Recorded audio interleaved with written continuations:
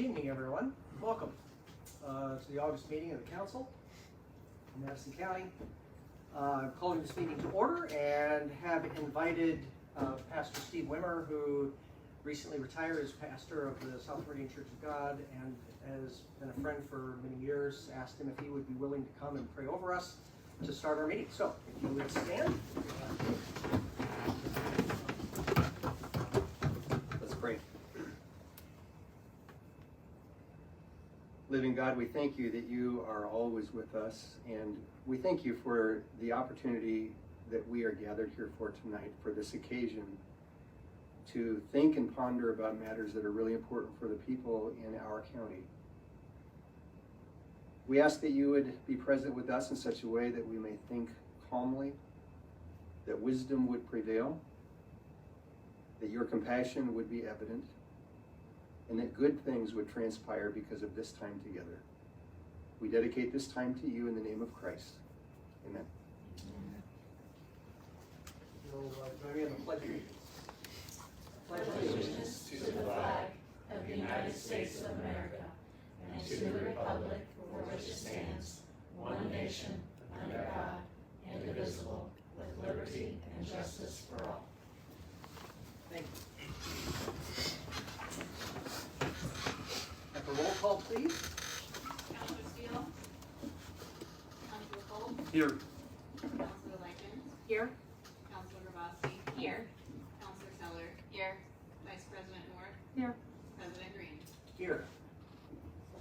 Thank you. Just a note, Counselor Steele texted about an hour ago, was stuck in traffic from Indianapolis and said he would be here as soon as he could, safely. So he should be along, hopefully not in the too distant future. Approval of minutes is next on the agenda. We have two sets from July 8th and July 29th. You've had a chance to look over them. Does anybody have a comment about them, or would take a motion? I make a motion that we approve the minutes from both July 8th, 2025 and July 29th, 2025. Thank you, Councilor Keller. Is there a second? Second. Councilor Cole? Is there any other discussion? All in favor say aye. Aye. And opposed? Motion passes. Next to the approval of the agenda, you have the agenda in front of you. Any comments about it, or anybody would care to make a motion to approve the agenda in front of us? I make a motion to approve. Councilor Likens, is there a second? Second. Councilor Grabowski, any other discussion? All in favor say aye. Aye. And opposed? The agenda is approved. I don't have much to say with regard to the president comments, other than just we're in the steep of the budget process. We've been having a number of meetings. Been grateful for the participation, the study that my fellow council members have invested, for the department heads who have done the work to put a lot of time and energy into helping us address the budgets of each department. So I'm grateful for all of that. We're going to be meeting a little bit after the regular meeting tonight to do some more budget hearing, and next Tuesday as well. So anyway, just to letting the public know the process is unfolding. We're hoping that in the next week or so we'll have the budget completed sufficient to be able to present to the public for public comment, which will occur at next month's meeting. So that's what I have to say about that. Mr. Culp.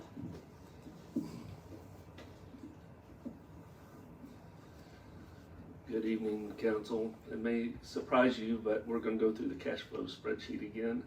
If you can go ahead and go to the next page.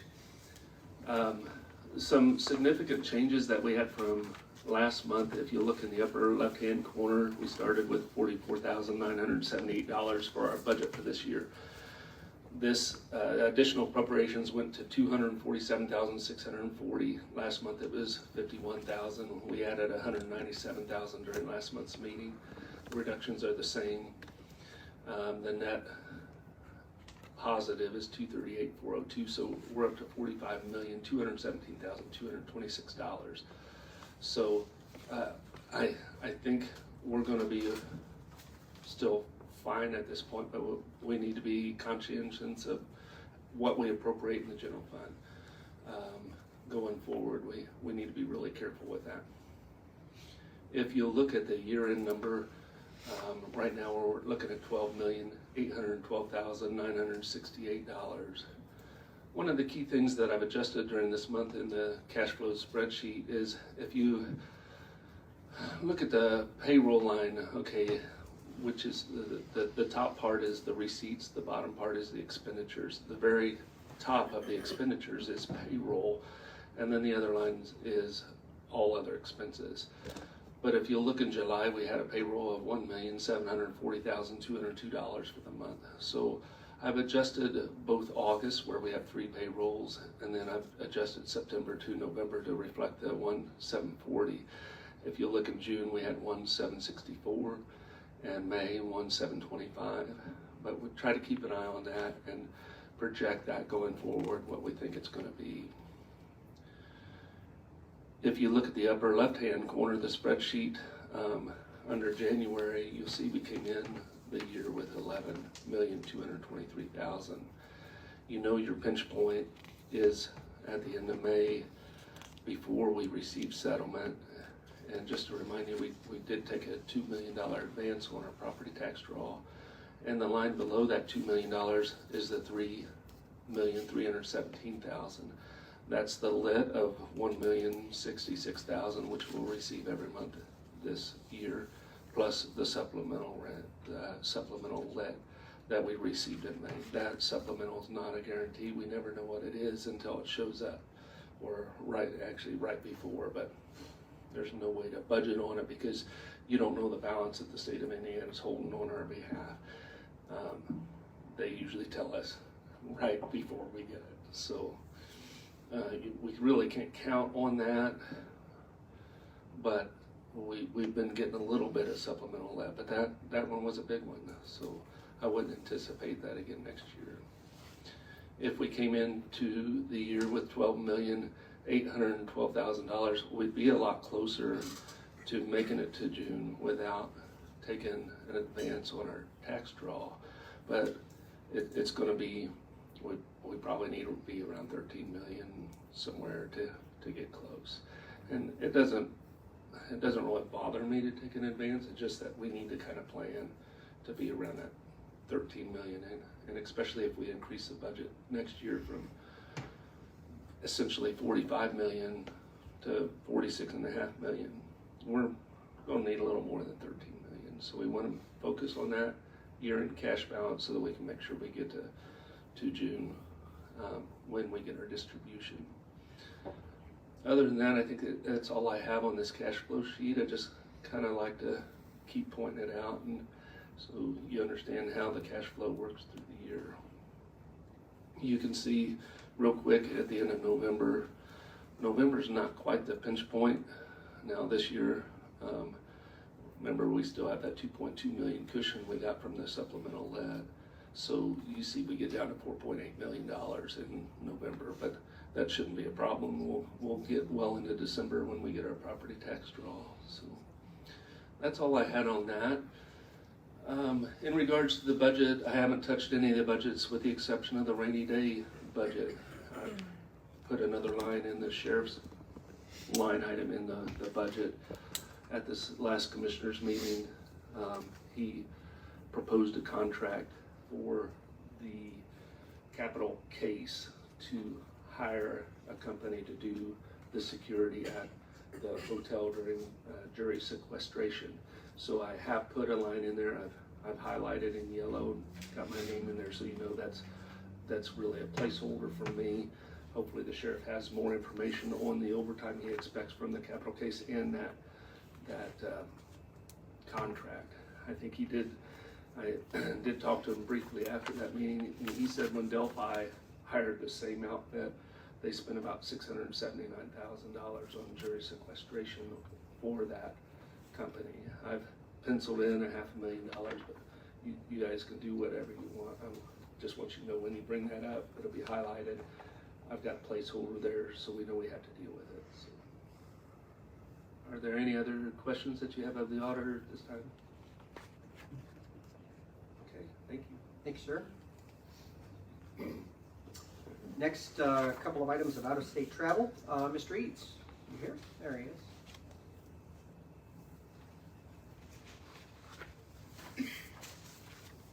Good evening, council members. Derek Eads, Director of IT. I apologize about my voice and the mask. I have a bug, so I just wanted to take some precautions.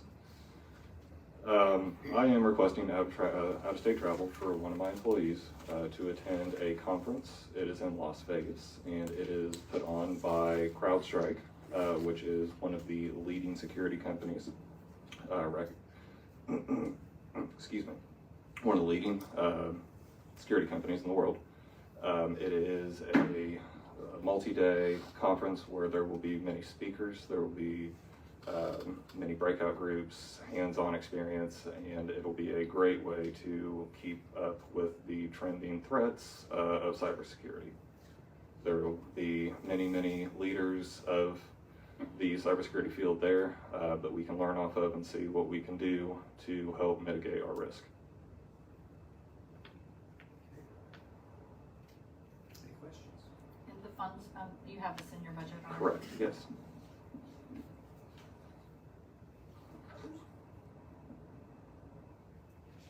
Motion? Make a motion to approve. Councilor Likens, is there a second? I'll second it. Can you guys like speak up in your mics? It's so hard to hear. I'll second that. Dr. Green, you're great, but everybody else, yeah, everybody else is hard to hear. Okay. Yeah, thanks. We want to try to speak so everybody can hear. Yeah. We have a first and we have a motion and a second. Any other discussion? All in favor say aye. Aye. And opposed? Motion carries. Thank you. Hope you're feeling better. Thank you very much. Ms. Miller. Good evening, Steph Mellinger, Health Department. I too have an out-of-state travel request. I've been invited to accompany the chamber along with community and St. Vincent Hospitals and Anderson Housing Authority and other community stakeholders to visit with our legislators in DC, Washington DC, regarding our health outcomes and health care and how that impacts each other. And I believe I emailed all of the specs to you. So that is in September 8th and 9th. So we would meet with our legislators on Tuesday. I arrive on Monday, meet with them on Tuesday, come home Wednesday. What benefit is this to our taxpayers? Well, it is an opportunity to engage our federal legislators regarding our health outcomes and our health care alongside our chamber and the two hospitals that are represented in the county. So I think that's a great opportunity to talk about the needs of the county and what we need in Madison County in terms of our health care and health outcomes. Is there any education aspect to it? It's meeting with our legislators. There's no conference, and the meetings are specifically to meet with Senators Young, Banks, and Congresswoman Sparks. Could that be done online There's no online option, no. or a phone call? To my knowledge, it's in person only.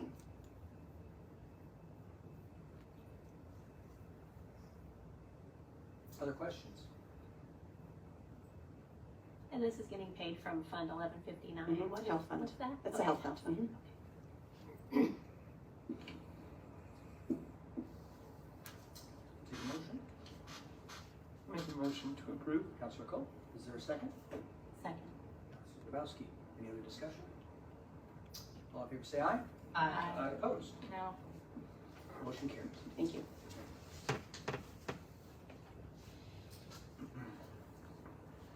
Next is old business. Really, the only thing I have is a follow-up on a discussion we had a couple of months ago to address the finance board with regard to the capital asset improvement fund. We had a dialogue with the commissioners. Commissioners have pretty well decided that they're not moving on their conviction that the finance board has the authority to set this fund. And so we just have to decide if we're going to do anything differently about it. Had a dialogue with our attorney, Mr. Clutter, and asked him to be able to be available to answer any questions anybody might have about any further steps. One of the questions we had for him was like, what would you advise us? Well, what's the next thing?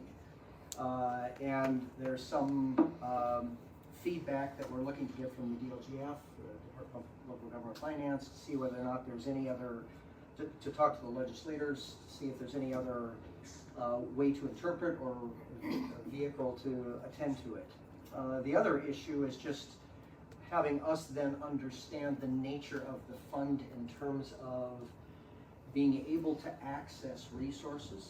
Obviously, there isn't any fund, of all of the funds that exist, there isn't any fund that can appropriate money without us appropriating it, or can spend it without us appropriating it. So it's not as though that's going to be the case, but I think the issue for us, and I think Councilor Gorowski raised this question earlier, and that is, you know, do we have access to be able to allocate funds from that fund for a purpose that qualifies, either dependent on or independent of the Finance Board's authority? And maybe you could speak to that. So the DLGF interpretation is that You mind coming up Yeah, and if you could, that'd be great. If you could speak. Thanks. the DLGF's interpretation is that the commissioners have the authority to pay for projects or the uses of that fund. As you said, Dr. Green, we have the ability to appropriate it, but it's the commissioners that decide what projects are going to be on the list or what particular uses that money will be put to. So addressing the issue of the vests that the Sheriff's Department asked for example, if the commissioners or the Finance Board elected not to use that fund for that purpose, we couldn't appropriate from that fund for that purpose. Is that what you're saying? Correct. And the DLGF agrees that the commissioners have the authority to determine that interest went into that account. Yes, they do. That's their interpretation. As I stated before, I don't necessarily agree with it, but that's the directive we have at this point. Well, I can say that I've had communication with the gentleman that is on the legislative board. I've explained the situation and he's going to bring it up for next year's legislative session. But until then, we're not gonna see anything different about them. Certainly, if there's somebody willing to carry that water in the legislature, that would provide us a lot more substantial information if they clarify it, or what uses it can be put to, and who has access and authority to it. Would certainly, if the legislature gets involved, that's going to override anything DLGF says. So that's my recommendation, is to wait until we get some further word from the legislature. Questions? Comments? Well, my comment is just that not knowing, since we have different opinions on if the authority to use those funds, move those into that fund, until we can get a clarification to make sure that we're doing things legally, that maybe we shouldn't appropriate funds in there until we get things straightened out. That's a suggestion. I think it's legal. It's It's legal. I'm not sure there's a question of legality. Yeah, it's legal based upon the DLGF's interpretation at this point. They're the ones that are the gatekeeper for that type of a decision to be made from the state level. But I thought that's what we were trying to figure out, who that governing body is that makes those decisions. Typically, it's DLGF. I mean, No, we're in the talking about the code. statute. Oh, talking about from the it. statute, yeah. But since there's a difference of interpretation on that, they went with one interpretation. I think the proper one is the other, but until we can get some clarification, hopefully from the legislature, I would suggest we not push the Any rock further up the action is hill. on hold. Yeah, As you said. yeah. Okay, thank you. Appreciate that clarification. On new business, first is the Alexandria Monroe Public Library Board appointment. Kim Terry, you got the information about that. Does anybody have any, Kim has been serving, and they are requesting that that service continue for another 4-year appointment if please council. So I would take a motion. So moved. Councilor Nora, is there a second? Second. Councilor Likens. Any other discussion? All in favor say aye. Aye. And opposed? Motion carries. Thank you. Pay, you have the document that Mr. Clutter prepared. As it is an ordinance, it's the first reading. If it means unanimous approval, it's done. If not, the ordinance just simply establishes the longevity pay matrix for the jail correctional complex.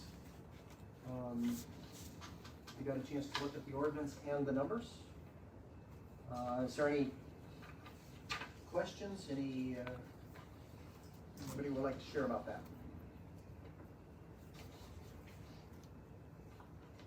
Otherwise, I would take a motion with the ordinance.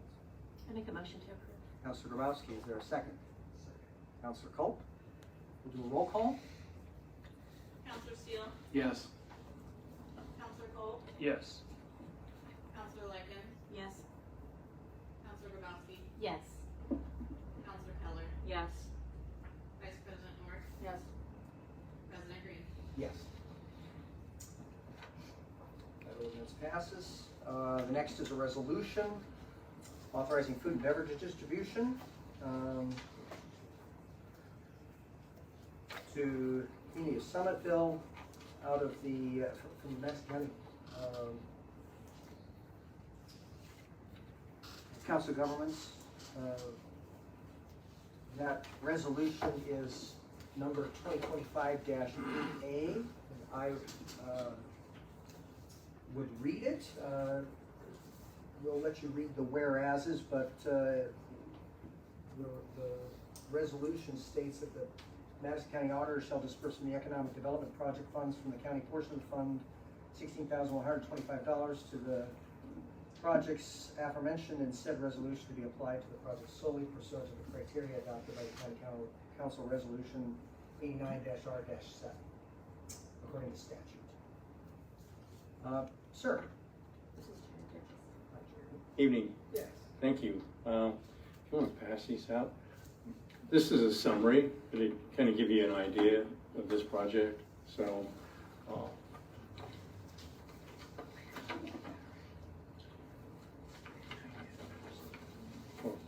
Jerry Bridges from the Madison County Council of Governments, apologize. So, thanks, Tom. What you have before you basically is just a summary of their request. Back about a year ago, in 2024, this body approved $550 for Somerville to demolish 3 structures that they had on Main Street. Since that time, there was another structure that's connected to it, so they're all right connected in the same block, so the buildings are all connected with internal walls. It's collapsing. They approached the owner of that property. Her name was Pat Fraser, and they actually have a warranty deed for that property in hand. It's not been recorded, so if you go online and you look for it, you won't see it, but I actually have a copy of the warranty deed. I got that this afternoon. So and if you look there, you'll see a map, and you can see, apologize for being a little dark, but you can see the arrows. So the yellow arrow is the property that they don't have ownership of. The green arrow is the one that they just got the warranty deed to. It's the one that's further south. The other 2 are already owned by the town. When they first came to you for the 3 properties, they only owned 1. They now own 3. One of the conditions that this body put on that disbursement was that they had to have possession of all 4, or at that time all 3. Our policy committee, which is our board, basically wanted to pass that on, that they had to have ownership of all 4. And so that's what was approved by our policy committee, which is our board, to forward to you. The additional money that they were requesting was $16,125.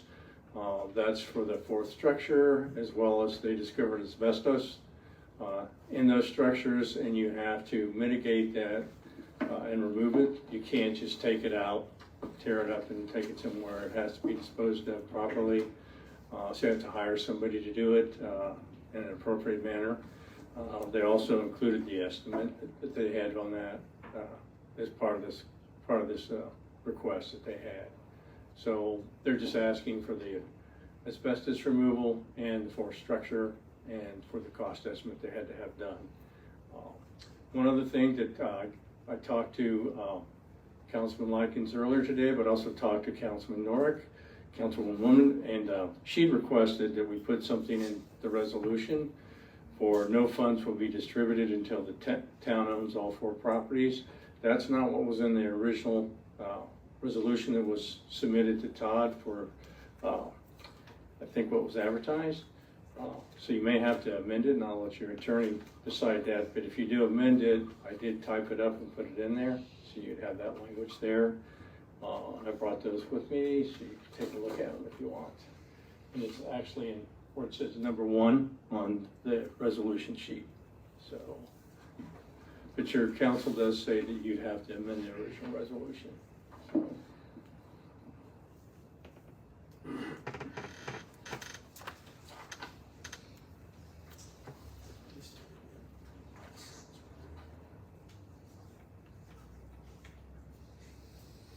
Happy to answer any questions. Has there been any discussion about an amendment to the resolution, or I guess an additional stipulation, that if the town of Summitville sells the property or the building after this remediation for a profit, that profit would be returned to the food and beverages You could account? do that if you wanted to. Our policy committee had a pretty good discussion on it. Some said the money should come back. Some said the town should be able to use it to help promote selling those properties. Some said that the town may need to provide some incentive for redevelopment. So I'm open to whatever you decide that you would like to do in regards to that. Usually you might have those funds turn around and they'd be used to promote the resale of that property and redevelopment of it. You could put a stipulation on it for that so that they just can't profit from it if you want, or you could put the stipulation that proceeds that weren't used perhaps to promote it and have the property redeveloped would come back to the county council fund for food and beverage. That's up to you guys what you'd like to do. So. I think, we did have a very lengthy discussion on that a couple months ago. And I think, I don't know that there's one right way to do it.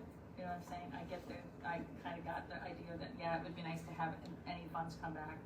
But yet I do see where Summitville is a very small community and they could utilize those funds for redevelopment of that property to help their, that core street, that's one of their main, isn't that their main street that goes through there? Yes. Yeah, to be able to utilize those funds for that. So, I mean, I don't know that I have an opinion either way on it. Is that not the point, though, for them to, Can you speak up? is that not the point for them to have this money to be able to refurbish and fix up in order to? They would demolish the structures and then they would take the, they wouldn't have any proceeds from this, but if they sold the property, they'd have some proceeds, but they may use that as an incentive. I mean, they, may be that they could use it for an incentive for some other piece of property downtown. They've got a couple new properties downtown and a couple that have been redeveloped or improved. These all 4, they're gonna eventually just all fall down. They're in pretty bad shape. I didn't go in them because they weren't safe when I took pictures of them about a year ago, but and they've just continued to get worse. So. And I don't know that there'd be that much profit coming back from those that level land anyways. To be able to. Maybe the question is this: if the properties were sold by the community, is there any way they could use the resources for anything other than economic development? Yeah, they probably could, but you could put a stipulation on them that would have to be used for economic development. I mean, they could have an incentive for that, or they might choose to purchase another property and demolish it, or they might choose to purchase a property and make some improvements on it so they can resell it. So, It's countywide funds that we're using for individual communities for economic development. And so if they did sell the property and get a profit back from it, if it was put back in the pot, so to speak, then, Summitville could still request it if it's gonna be used for economic development, or we could take the money and put it into one of the other communities for economic development, depending on where the need is at that time. It would make sense that if there were resources that came from it, that it would be used for. Right, and I think that's the point I'm trying to make now. one of the things that they talked about at our policy committee meeting was, it's all relative, but like, community like Anderson, even though everyone has a shortage of money, they'll tell you that, they do have means that a small town wouldn't have. And so like, given the size of Somerville, I mean, they're bigger than Markville, but I mean, or Restus, but when you look at it, they virtually don't have any money other than, it's really tight. I mean, they don't have surplus funds floating around, so like, they might have $1,000 or $2,000 expense that comes up in a year that they don't expect. They probably aren't gonna be able to handle that. So they may find a way to do it, but it's tough for them. It's just because their budget's so small. So, but that is a good point, Councilwoman, that they could come back to this fund. So, or you could ask them to request if they wanted to reuse it and have it come back to you for authorization on that, if that's what you want. That's what we should have. Your attorney would probably have to answer that, but that's my assumption, that you can make that stipulation. That's what should happen. Is that an accurate statement? We have a resolution to attend to. Does anybody want to make a motion with regard to the resolution or an amendment or whatever? I'll make a motion, but I need help with the wording. About the amended resolution such that the town must own all 4 properties for the Well, that- funds are expended, and that, which is in the revisement that he handed out. And secondly, that any profit on the sale of the properties, post demolition cleanup, would be returned to this fund or utilized for economic development within Somerville.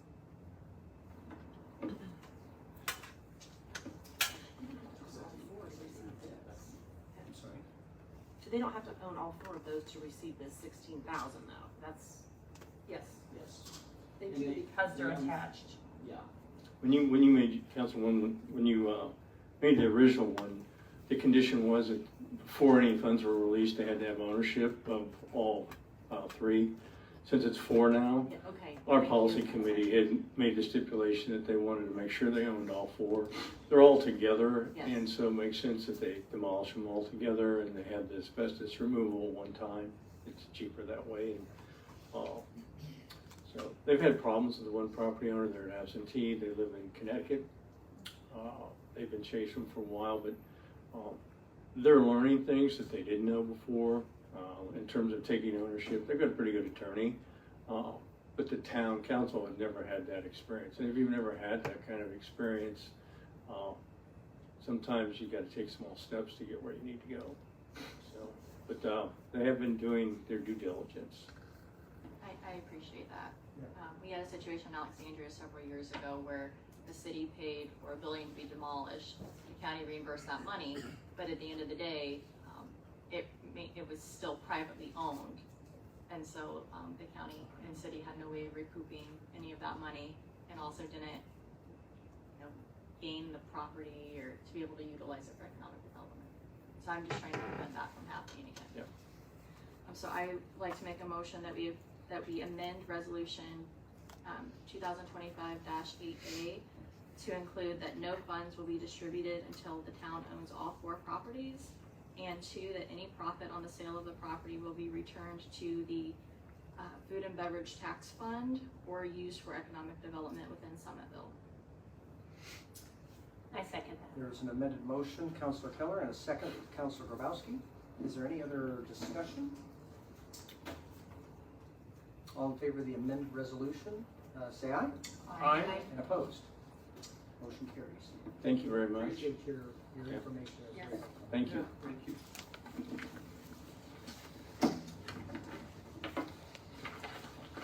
Next is a Reedy Financial Group engagement letter. Counselor North has been working on this project or relationship to address a couple of things, and asked her to speak to that if you would. So I had a lengthy conversation with Brandon Robbins, who is part of he's a CPA with Reedy Financial. And what I asked him is, I wanted the council to be able to have an understanding of how Senate Bill 1 is going to affect us in the future.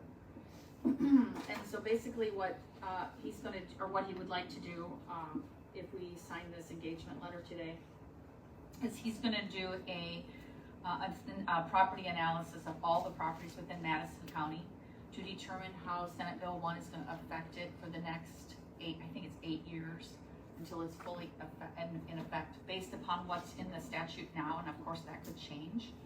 Some come, the next legislative session or whatever.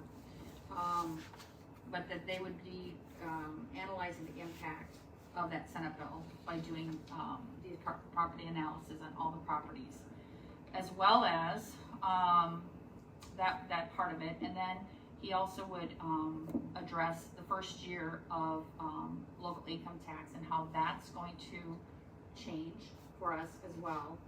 And I'm just going to kind of just go over just a little bit of what his high points were. So like I said, he's going to address the impact of Senate Bill 1. He's also going to prepare a year-by-year comparative analysis of both systems to capture the phase-in impact of Senate Bill 1, which shall include, I'm not going to go into all of that, but it's just a little bit like the assessed values, property deductions, the levy, the rates, those kind of things that impact property tax and so forth. Also, the local income tax will include the county's projected share of all optional lit rates subject to the Madison County's decision, And I don't know if any of you guys have followed, I'm sure you've read up on it a little bit, but there will be certain percentages that the council is going to have to pass. There's like 4 different areas within the local income tax of taxes that we can pass for different things. So he's going to go into that for the first year. He will prepare a presentation for us after he gets all the data prepared and ready for us. Give us that information, and then he'll sit down and he'll explain to us what he's found and how it's going to impact us. And then he's also going to meet with the county beforehand to just basically discuss how the impact model is going to work for us, or what it's going to work. And then it is billed out by hourly, because I called him today because I was a little confused from my conversation with him. He bills out hourly. He says it's generally around $175 an hour for this, but it's capped at $15,000. So that's the maximum we would be paying for this analysis of all the properties within Madison County. So do you have any questions? Can you speak to this firm's area of expertise? Well, they've done this on other projects. They've already created a thing within their computers that they can put the data into. So they've already done this for other communities. I think they said Noblesville that they had done it for, and I can't remember the other communities that he had mentioned that they've recently done this for. You mentioned it. Yes, yeah. It seemed like, at least, had the impression that this was a very reputable firm to give us good and detailed information on. Obviously, a lot of important financial projections. Maybe Mr. Culp, like, this this is your role. I mean, can you speak to your view of the value of this information? We've recently moved to Reedy Financial Group for our TIF neutralizations as well. They do all the TIF neutralizations for the surrounding communities. So we've just moved to them, but there's basically a handful of these financial groups. If you think of names like Baker Tilly, Reedy Financial, there's 2 or 3 others that provide these kind of services. I think Brandon Robbins is probably one of the best in the business. I mean, he's one of the most intelligent men I've ever listened to. If you go to his conferences, or if you go to AIC and you get a chance to listen to him, whatever you do, sign up for that class, because he presents so much complex information in a way that's very easy to understand. I think you'll have a great experience with Brandon and Reedy, and I think they're a fraction of the price of some of the others. Thank you, sir.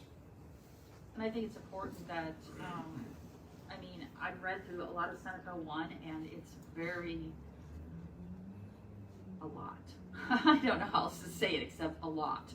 And I don't think we know, you know, how it's gonna affect the county and our budgeting and our funding and so forth.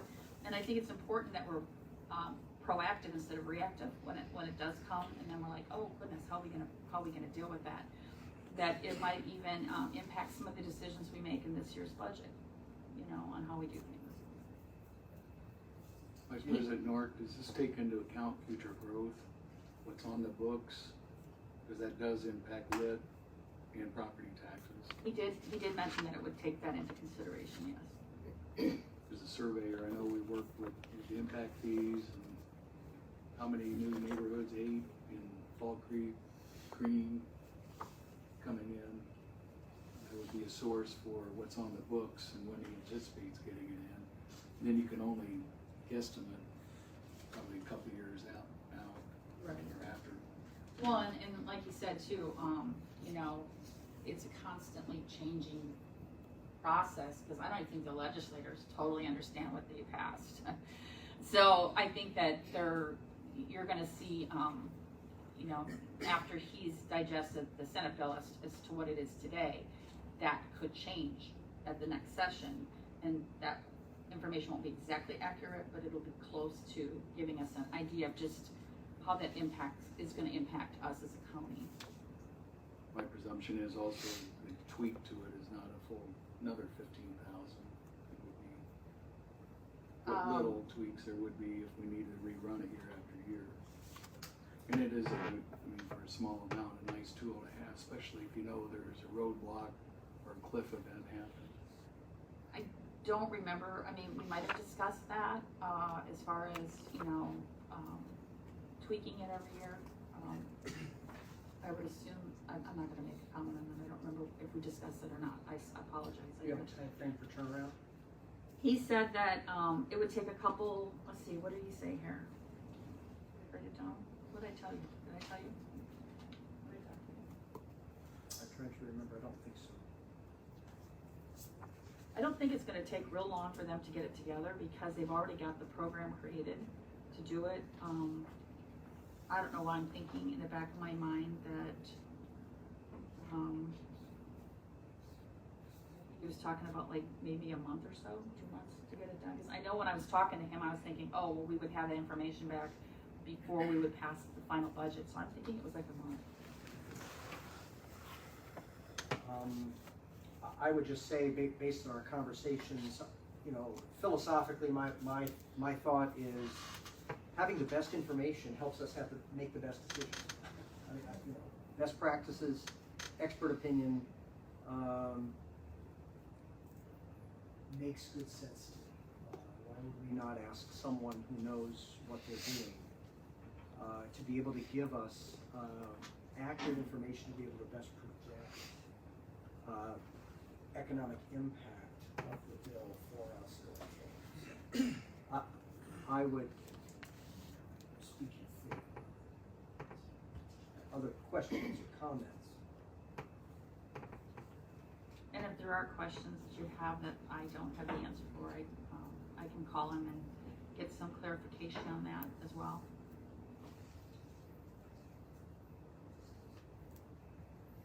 be paid? Would this be paid yearly or just as we? No, this is just a one-time charge to do this. As far as I know, I don't believe that there's any additional charges for anything. We talked about having a one-time assessment, and anything beyond that would have to come back to a decision making. This would be $175 an hour up to a maximum of $50,000. So that's a huge range, so did he give an estimate on the counties about this size? Is there a way to do an estimate? I mean, is it 5 hours, or is it? No, I think he told, when I was on the phone with him today, because I was like, well, you have this hourly thing on here, and he's like, and I said, you told me no more than 15,000. He said, he just basically said that, if it comes in under the 15,000, then it would be under that, it would just be the hourly rate. But if it goes over like 17,000, it's gonna be 15,000. I don't know that he knows exactly how much time it's gonna take, but I can ask him that question. We just wanted to max out the pocket. And where would this be paid out of? Do you have an idea? No.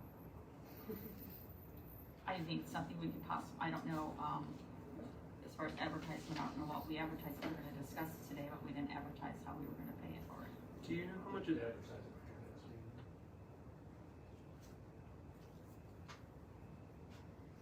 Take it out of the auditor's budget. Take it out of the auditors. So I think it's something that, I think it's something important that we should consider.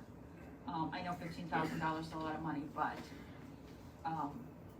I don't like to be prepared with what's coming down the pipeline, and I'd rather be proactive with it and have a better understanding of it, because I'll be honest, I've read it and it's really hard to wrap my head around it. Do you know offhand what's left in the council's training for unexpended numbers? You don't have anything currently budgeted for training. You would need a new appropriation for professional services for the 15,000. This isn't my area, but I think the 15,000 is an exceptional deal for what he's offering you. What's going to happen in the next 2 years is critical, and you're going to need good information regarding those lit rates to be able to determine what rates to adopt just to be able to cover your current budgets. And that reminds me of something else that we talked about, because the local income, the Senate Bill 1 talks about 4 different categories. There's municipalities that aren't under a certain threshold. I think it's 35,000 population, that are under the 35,000 population.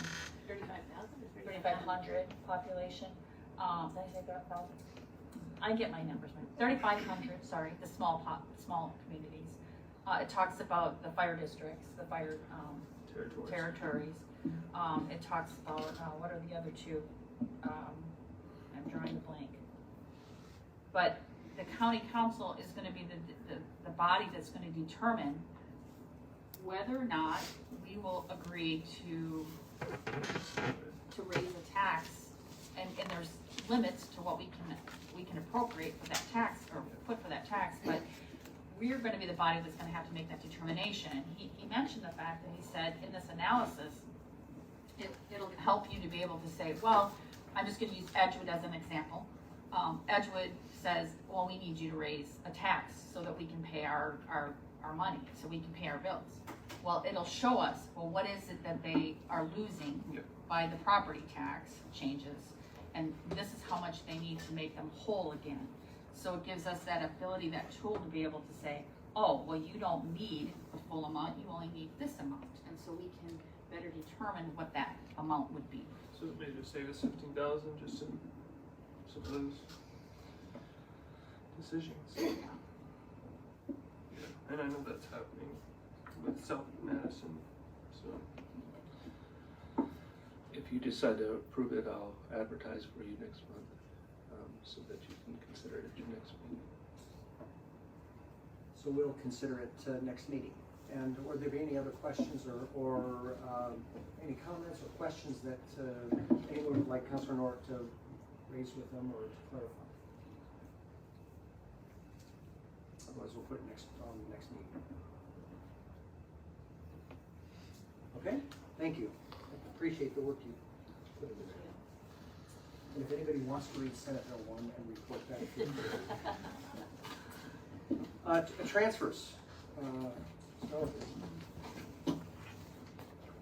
I have 3 transfers. I'm going to start with the Health Fund 1159, transferring from 16163 group insurance into sick line pay to cover some comp time, paying out comp time for employee. It's fair festival season, and I have a handful of people who have comp time, accruing comp time, and to make sure we're in compliance with the county handbook, making sure their comp time stays at that maximum. So there's that transfer. The other 2 are from Health First Funds 1161, Fund 1161. Again, the same situation. 16163, the group insurance, to sick pay line for the same reason for comp time. And then the other is line 21000, office supplies, into professional services, and that is for Tyler Technologies, our digital health department maintenance fee.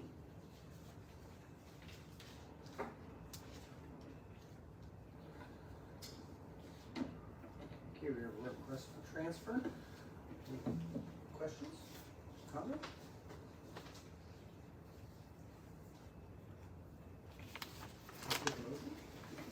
Doing these all together, or? We're taking them all together, unless you want to separate them. Just Yeah, we'll take them together. I make a motion to approve. Motion to approve, Counselor Borowski, is there a second? Second. Counselor Likens, any other discussion? All in favor say aye. Aye. Opposed? Thank you. Next is transfer emergency management. Streets.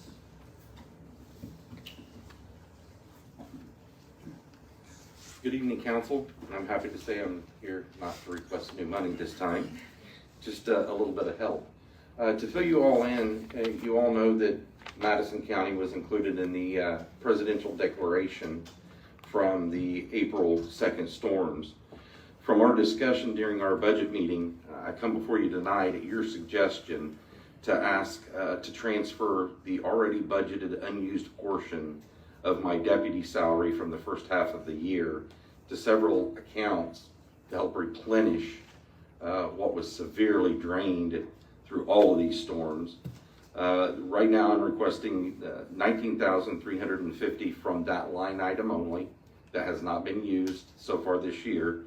That will help me get the needed items to prepare for FEMA, who will be coming in on August 21st indefinitely. Printer, ink, toner. It will also replenish some of the line items that was drastically reduced during all of these storms. There is enough left in there for the remainder of the year for the deputy, which is open and have several applications, and I hope to fill soon. But this will definitely give my department, which EMA is responsible for that, FEMA, ID, State Homeland Security, it's all falling on my shoulders. So right now I'm asking for you to please approve this transfer from this, so that one, I can get through the rest of the year to continue offering the services that the county has always expected from us, and for me to try to help get some reimbursement from FEMA. And like I said, I still have enough in that account for when I do hire, which I hope will be very soon. And I'll be more than happy to take any questions. Very good. Any questions or comments? I make a motion to approve. Motion to approve, Counselor Likens, is there a second? Second. Counselor Keller? Thank you. Any other discussion? All in favor say aye. Aye. And opposed? Thank you. This has really helped not only our agency but the county in full for us to continue services. So thank you. Thank you, sir. Appreciate it. Prosecutor's Office, Mr. Hanna. Good evening, Council. Andrew Hanna, the Chief Deputy Prosecutor. We have a request to transfer this evening with regard to our capital case. That case is set for trial in January Very difficult to know exactly how long that case will take at this point, but we expect very rough estimate would be 6 to 8 weeks. This is the first capital case that will go to trial in the state of Indiana since 2013. It is a massive endeavor. Obviously, we've talked to the council about it on a number of occasions, and we've also had the opportunity to talk to the council on a number of occasions about what our staffing is like at the current moment. We face a lot of challenges in that regard, and the council's been very helpful as we've tried to walk forward in the past several years. But just in June of 2025, the Association of Indiana Prosecuting Attorneys put out their analysis of prosecutors' offices across the state of Indiana, of which we only have 21.8 attorneys, and we would need 36. 0.8 is, it refers to part-time prosecutors as 0.6 of an attorney. So obviously you can see we're very challenged with our current level of staffing.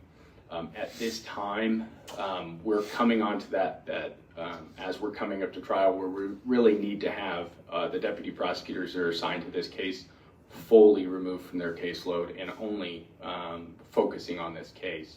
And that's what we're asking to do with the transferring of these funds, looking at what we need to do with the funds that we've been allocated in the capital expense to funds.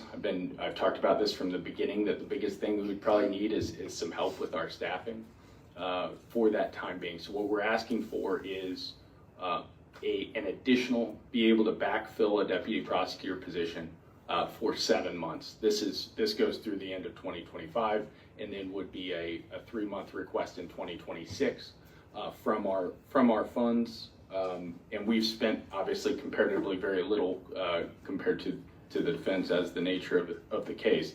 But I think this is critical in our ability to maintain the level of services that our office has with very challenging staffing circumstances already.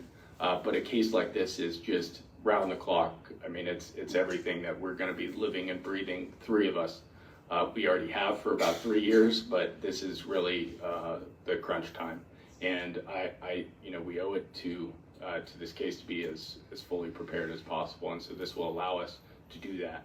It would be very clear with the hiring of that prosecutor that it would be a limited, 7-month assignment.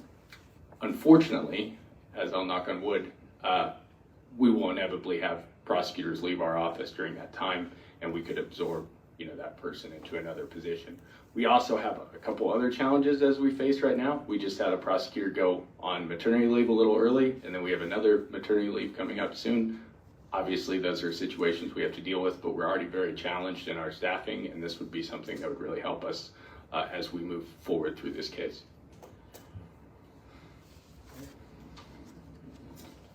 Comments or questions?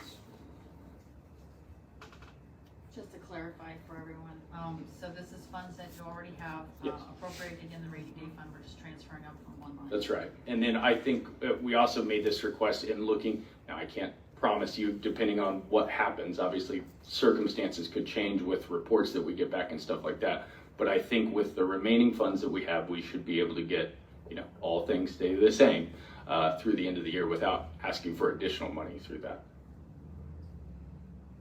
Make a motion to approve.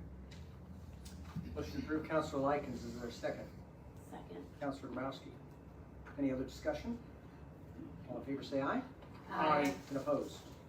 Motion carries. Thank you, Council.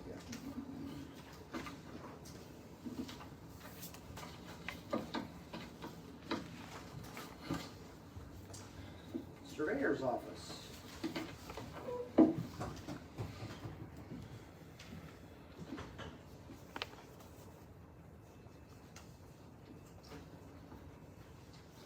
Good evening, Council. Ken Kucinski, County Surveyor. Which one do you have? I have 3 of them.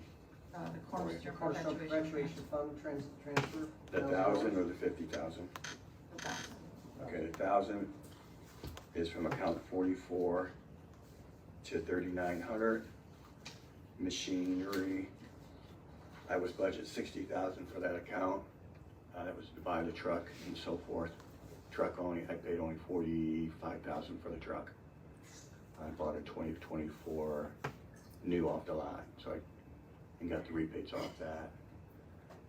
We still have about 7,000 in that account. I'm asking to move 1,000 over into other services for training. Probably the last 12 to 16 years, this department has never sent anybody to train, or even the surveyors never went either. We have drainage board coming up, the Farm Bureau. That's coming up in the middle of August.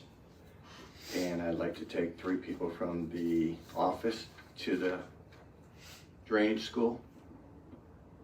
We went last month to LTAP. I took 2 of them out of this account that we had the money slotted for. And that was put on up at Purdue. So we're giving additional training to do the job that we need to do at this point.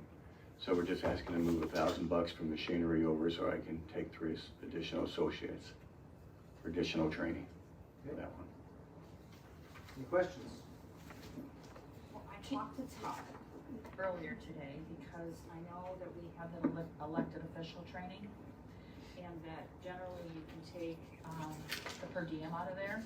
But for whatever reason, when I looked at it, there was no money appropriated to the surveyor for this year. I think we added the appropriation. March for Oh, we did $10,000. that. Oh, okay, okay. And that's just for me, so I can only take that, I can only bill myself to the county for that line, Okay, for elected okay. officials. Anything in other services, this line is for Okay. that. All right.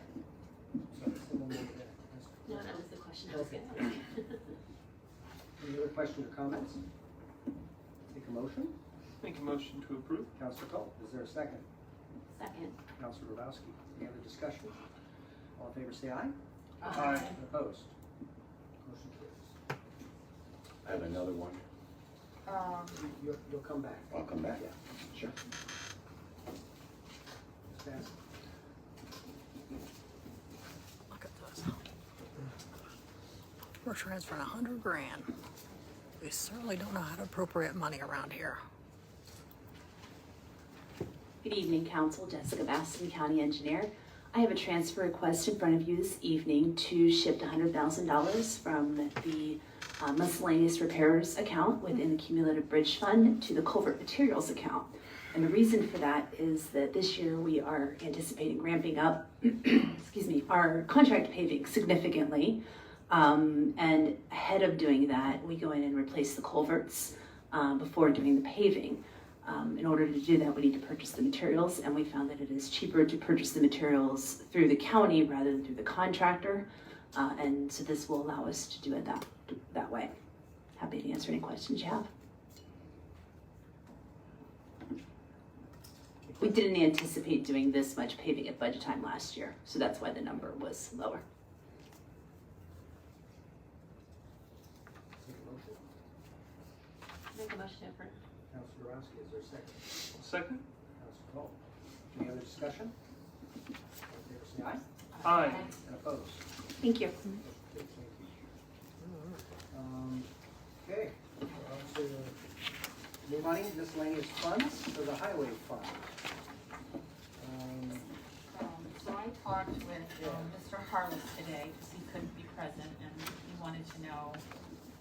I said, well, we've been very strict on. Look at that. We're gonna transfer money and they're not gonna show up for $350,000. I would be there, I just cannot be there tonight. So I asked Scott, Hold. I had some extensive discussion with him about this, and I said, I need to know what is the very bottom line of how much you need to get you through to next month. And he said you could take off the machinery and equipment for this month and come back next month and address that with the council. And then he said in the operating supplies, he needs $45,000 in there right now just to get through to next month. So, and it basically has to do with gas, the gas bill. And this is his highway. Yes. Yeah. And I also asked him that when he comes back next month to talk about these other requests, because I was looking back at the spending at the highway department in that operating supply line, and I mean, basically he's asking for twice as much as what he's ever spent in that. And I said, we need some serious justification as to why that is so great. I realize some costs have gone up, but that's that's extensive. As well as machinery and equipment, I said, I wanna know what it is that what are the expenses that have come through that you didn't anticipate that are requiring you to do that? Now, this is not, general fund budget money, this is highway fund money, and he does have the money in the fund to do that, but, I'm concerned about that starting balance where it needs to be so that we can fund that account. You know what I'm saying? So based upon the money that he had coming in, starting his year out, he's gonna be starting a lot lower next year. Does that make sense? Because he's eating up more funds than what he's bringing in, what's coming in. Sure. Well, and the only, I mean, again, if you were here, but I'm assuming he doesn't do the same work, obviously, every single year. You know what, I mean, some things he may do more in one year versus another year. Well, and I think it also comes into play, because you're talking machinery and equipment, it's repairs, repairs on different things. He did tell me that Synatrol, which is their security system, has to be updated, and he said the equipment for that was $55K just alone for that. That was not something he was anticipating that was gonna have to be done this year, but the system's so old they can't get the parts to replace it, and so they're saying that they have to upgrade in order to be able to do that. And I know another thing that he had to pay for this year was the salt brine. That was like $115. But I just asked him to have a good accountability as to what these funds were for so that we can better ascertain what's going on over there. And I also know he also said that on the operating supplies, it's not just gas, it's parts, it's oil, it's transmissions, repairs on the vehicles and so forth. But they've installed a new system on the gas pump that's going to be able to track what other departments are utilizing that gas. And he said he would get us a report on that so that we can see what else where it's going. So we have an amended request of $45,000 that will get him by in the highway department for the next month until he returns next month to ask for additional appropriations. So, Councilor Nork, are you making a motion? So yes. Councilor Nork, motion to approve $45,000. Is there a second? Second. Councilor Grabowski, any other discussion? Well, also, I'm sorry, can I say something? When I spoke to him, and it says put money back in for fuel usage, so when they get reimbursed from other departments, it has to be appropriated back into that fund too, so that's part of it as well. One other thing he did bring up, and I think Todd, he's talked with you about, I think that something that should have been paid out of paving got paid out of that line item and it needs to go back in there. So he said, had you had that conversation with him? I thought he said that he had talked with you, so, yeah. We have a motion and a second. Any other discussion? All in favor, say aye. Aye. And opposed? Motion carries. All right, Mr. Kaczynski, you're back up. Thank you for your patience.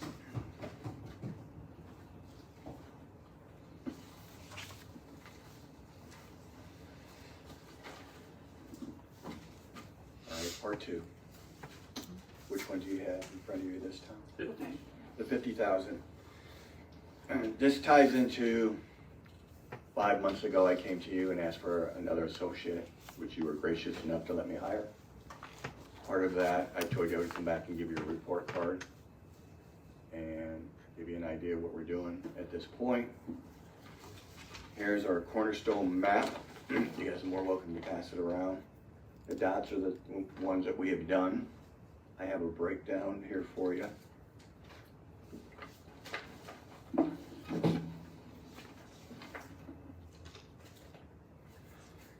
Year to date, well, last year we only did 14 cornerstones for the whole year. We only averaged the last 5 years. We've done 62 as an average. Gives you an idea. Cornerstone is paid by $5 for the deeds that comes that records from the recorder's office. That's how we replenish this account in Pittsburgh in this fund. So we have at this point 131 cornerstones done year to date at $125 a piece. I think I came back and told you we negotiated that with 3 of the surveyors right down the street here. had a conversation with them, never did business with the county before. And we brought them in, had a conversation, and we negotiated a price. For doing cornerstones, it's 5% of our job as a surveyor. Typically in the counties, the average is over $1,000 per cornerstone. So getting a one done for $125 is this home run, is this grand slam each and every time. So we've done 131 year to date. I have 86 that are outstanding that are done, we haven't paid yet, that are ready to go to be billed at this point. I have another 86 that is pending, that they're working on, it's in work in progress. And by year end, I think we're gonna hit 375 cornerstones with this person. We map it out, we track everything. We found a lot of mistakes on the cornerstones that they've sent to us, meaning the verbiage, the wrong, could be 100 south and it should have been 100 west. This gentleman's doing a great job finding that problems, going to have it corrected, staying on top of with the surveyors. We have 5 of them, 3 that are licensed and 2 that are apprentices that are working for them over there. Staying on top of them at this point. Still part of that job is doing the reassessment. We haven't got to that yet. We're just finishing up on the watersheds as we speak. So from 14 to 375, it costs money. I only had 20,000 in that account when we started. We are at 17.5 year to date that we spent, 2,500 left over. I have $514,000 in Cornerstone. I'm asking to move 50,000 into the account in professional services, 3,100 to cover the rest of the year for the Cornerstones. It's not new money, it's money that's there. I'm just asking to move over so I can pay what's outstanding and what's in the works. We have cut them off at 375 is what we're going to do this year, which is about 20%. I'm only required to do 5%. We're playing catch up. Thanks, sir. Any questions? How frequently do you have to do a cornerstone? So if you do it this year, how many years until you need to do it? Typically, let's say it's 20 years. Unless something happens, road changes, one of the markers change, maybe they used one of the markers as a telephone pole and they took it out, and we might have to go back and look at it. If you're talking in the city, you might have Harrison monuments. So if I go out to the county, I can use a spike. If I come in the city, I might have to use a Harrison monument. Harrison monuments are quite a bit more expensive, plus you gotta drill down, jackhammer. When the city's doing, when I started this job, we went to from IDOT to the cities and said, we need your paving schedule. They thought I was crazy, never been asked for. They have, for 30 days, I have to have that in front of me. If you don't provide it and you go and take off and the monuments get misplaced, which they were gonna just get taken off when they grade down, at that point I can charge back the cities and or whoever the IDOT for, hey, you didn't give me the notice, we had it redone, here's the bill. So when I asked for that, we have the schedule now for every city in the state of what they're doing to blacktop, and you just heard from Jessica what they're doing. They also have to give it to us, the county does. So we have to work with Jessica and her group saying, hey, where are you going? I need at least 15 days out to send the surveyors down the street to go and make sure that, and nothing else, we can get pictures and get ready to go. So when they pave, we can mark it and go and bring the drawings back to us. And then we file them upstairs. So 20 years. And you figure we have 2,000 cornerstones as an average in the county. There's probably 20 that was up to, or 200 that was up to date. So we had 1,800 that we have to take care of. And what's the purpose of the cornerstones? It's required by the state of Indiana for our markers to tell us where our boundaries are. And we do it every half mile. We have a big county. On a side note, they are crucial in real estate. Yes. Indeed, title companies, real estate attorneys rely on the work he's done. And we talked to COG, and Jerry's still back there, that we are having that changed a little bit. So when the surveyors go on the site, If they click on it, it gives everything they need to know to do their job. So it helps. It's a great partnership between the courthouse and the surveyor's office and any other surveyor that's out there. Thank you. Any other question or comment? Take a motion. Make a motion to approve. Councilor Grabowski, motion to approve the transfer or the new money from the fund. Is there a second? Second. Councilor Likens, any other discussion? All in favor say aye. Aye. And opposed? Thanks. I have one more. You want me to come back? Come back. Not yet. Come back We again? can only take a I like minute part if you 3. want. Thank you. Yeah, we're still dealing with different funds. Your next time is coming.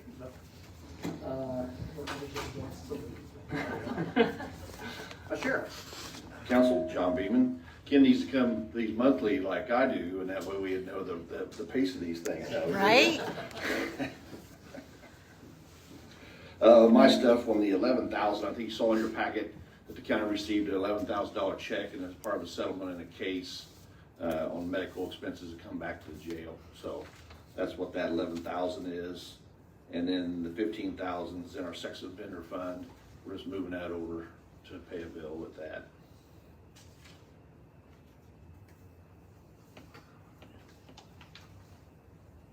Make a motion to approve. Motion to approve, Councilor Likens. Is there a second? Second. Councilor Culp. Second. Any discussion? All in favor say aye. Aye. And opposed?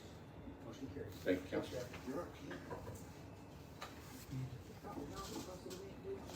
Yeah, next is actually the Economic Development Fund that we've already made a decision on, so. No, it's you, You Ken. gotta keep coming. It's You'll Ken. learn. Your turn. It's your turn. It's your turn. Council snuck one in on me. Yeah, I know. Okay. I did the last one today. Yeah, you and the sheriff are changing. Let me get mine in before.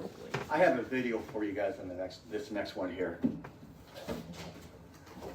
We like pictures.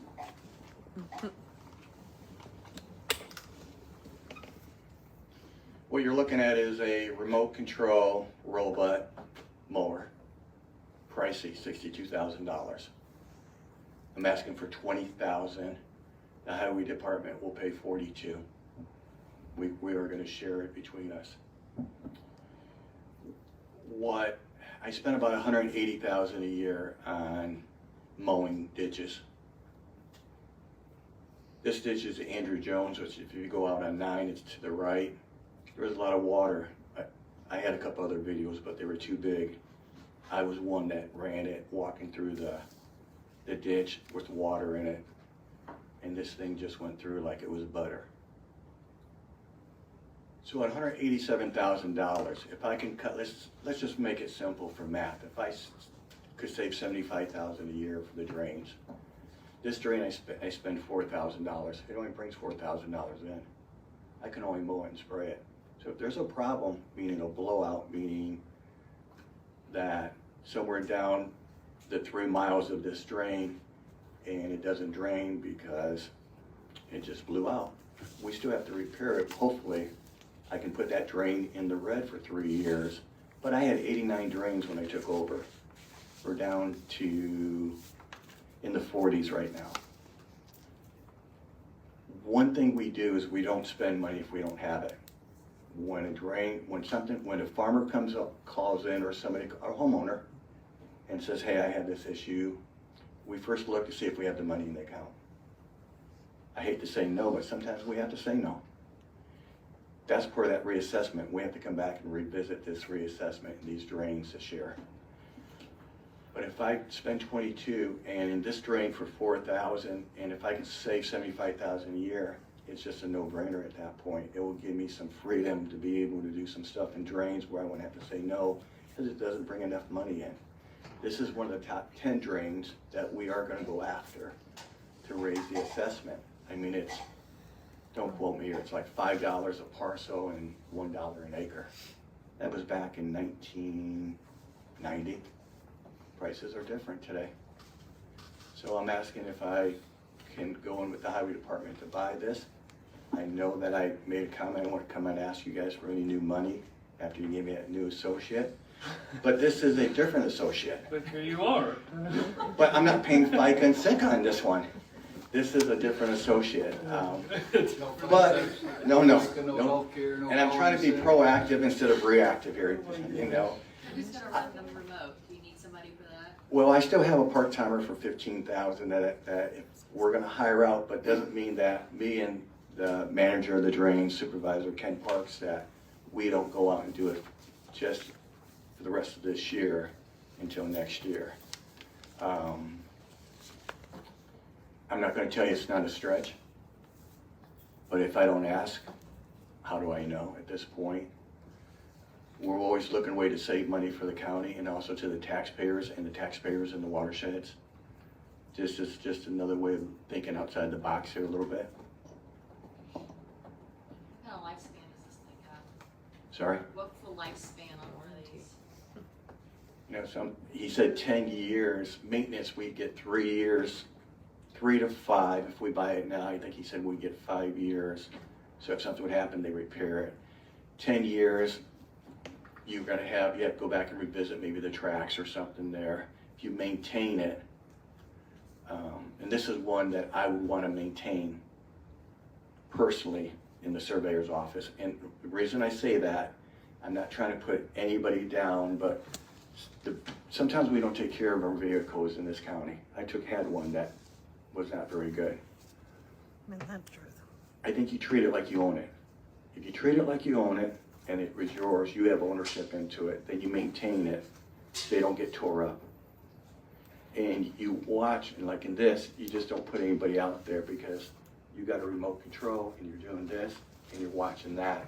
You just wouldn't put anybody out there to run it because if that hits that riprap, the rock right there, you know what it's going to do to the blades. I don't even imagine what the cost of replacing the blades are at this point on something like that. $62,000 kind of blew my mind on the price. And that was cheap compared to what he was asking. And I'm pretty much, I barter everything. You know, give me like I'm your brother. Friends and family, give me a family price. Do the best you can. Warranty, I need more than that. I can't, 3 years, what's that gonna do for me? So I try to get the best deal for the county, but this is the best that we could come up with. You have a place to store it? Highway department. And do you have a trailer or a ramp for the truck or? We had the truck.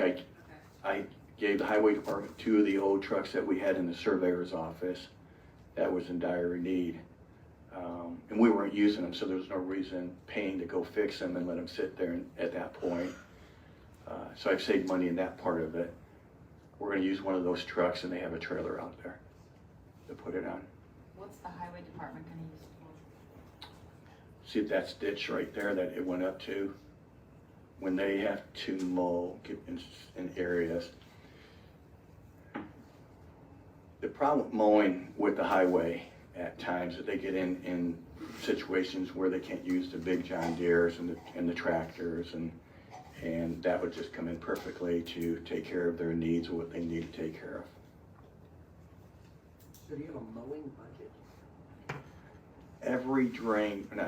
We have so many drains that we mow in the county, and we also spray some of the drains. This happened to be one of them. Yeah. Where in many counties, they don't mow the drains. You as a homeowner, you as the farmer, you would go out and mow your part of it. In this county, it's always been that way. $180,000, I thought it was. Are you kidding me? But after we went through the budget and approved the contracts this year, I went, oh, wow, that's a lot of money. And you can't get any return on that. If I bought it and got a return, the savings would see itself.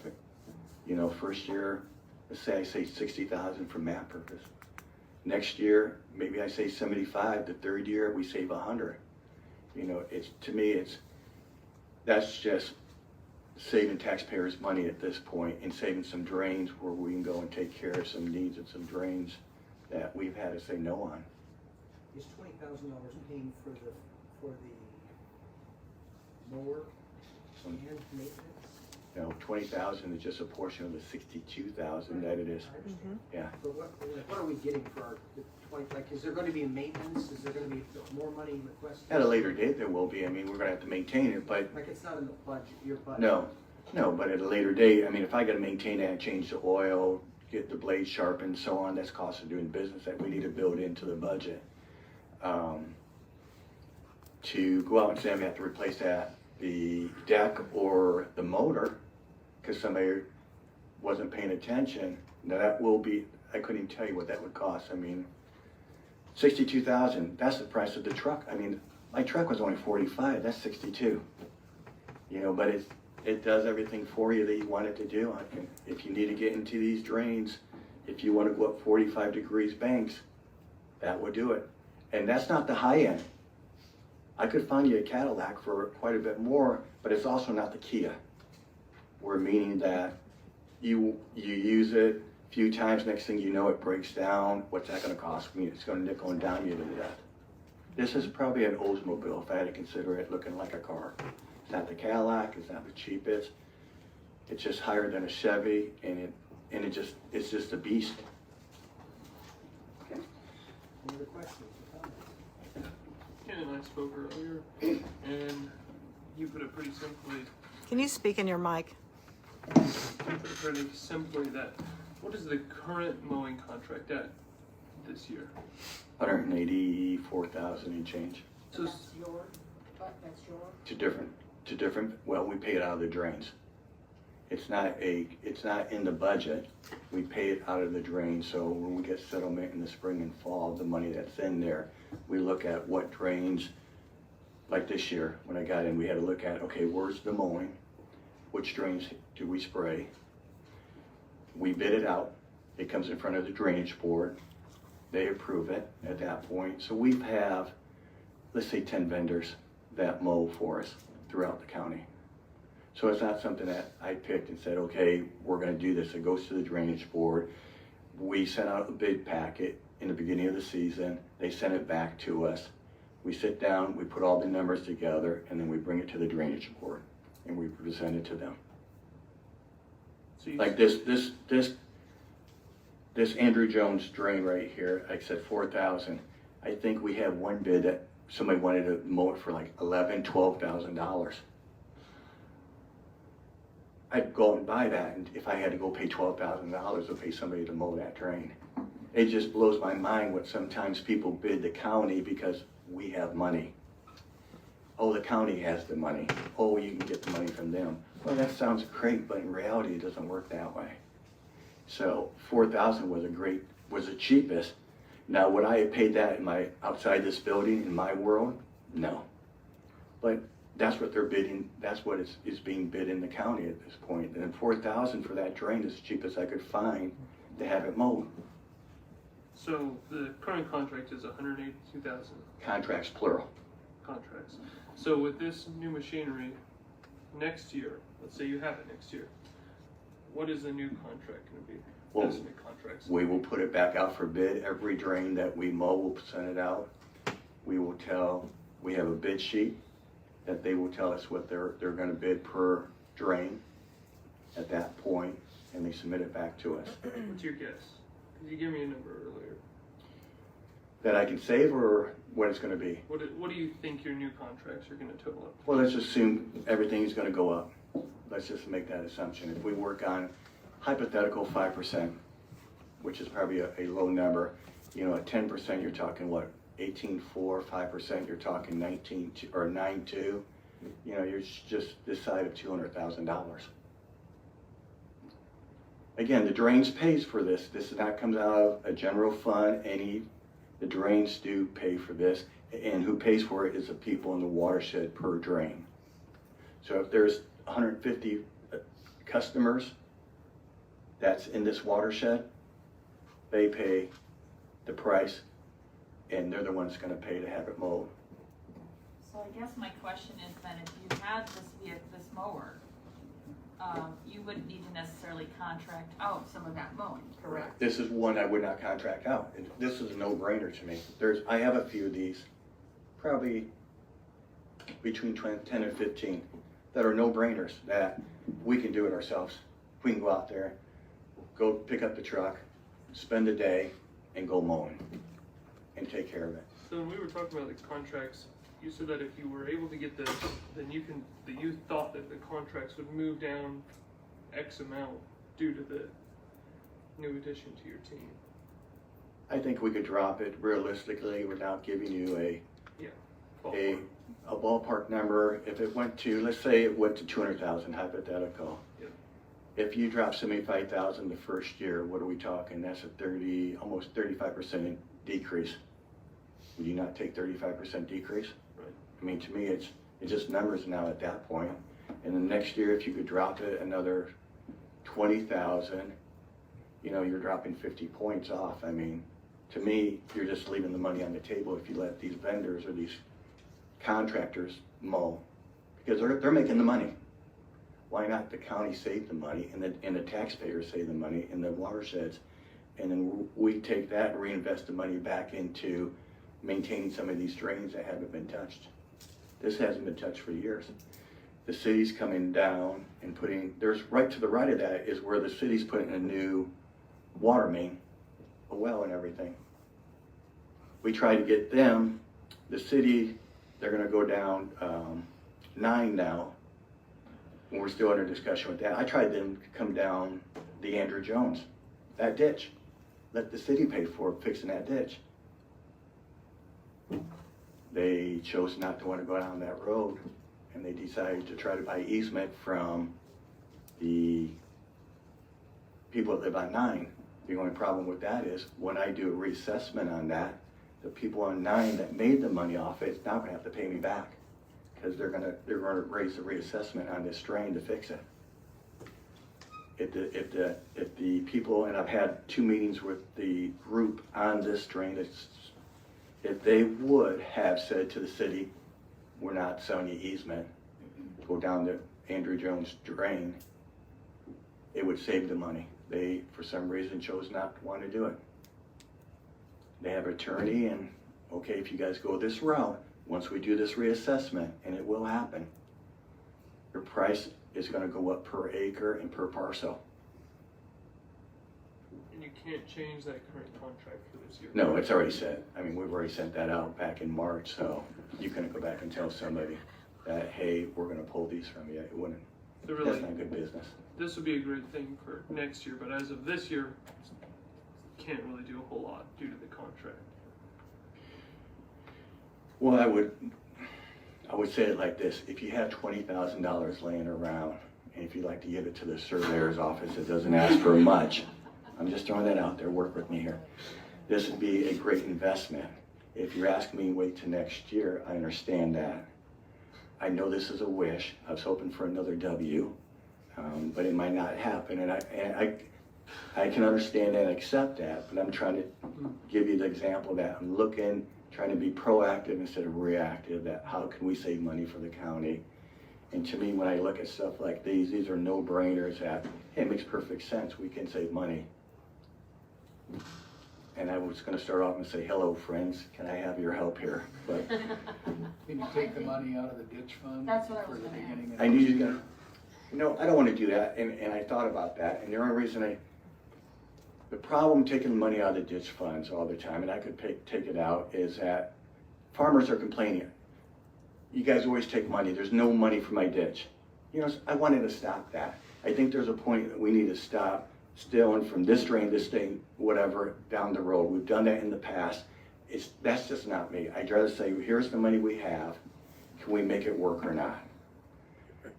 There's my problem. I just don't want to keep putting these drains in the red and then have to come back and pay it, which I'd have to come back and ask you guys, or during the reassessment, when we do this, yeah, it might get paid back.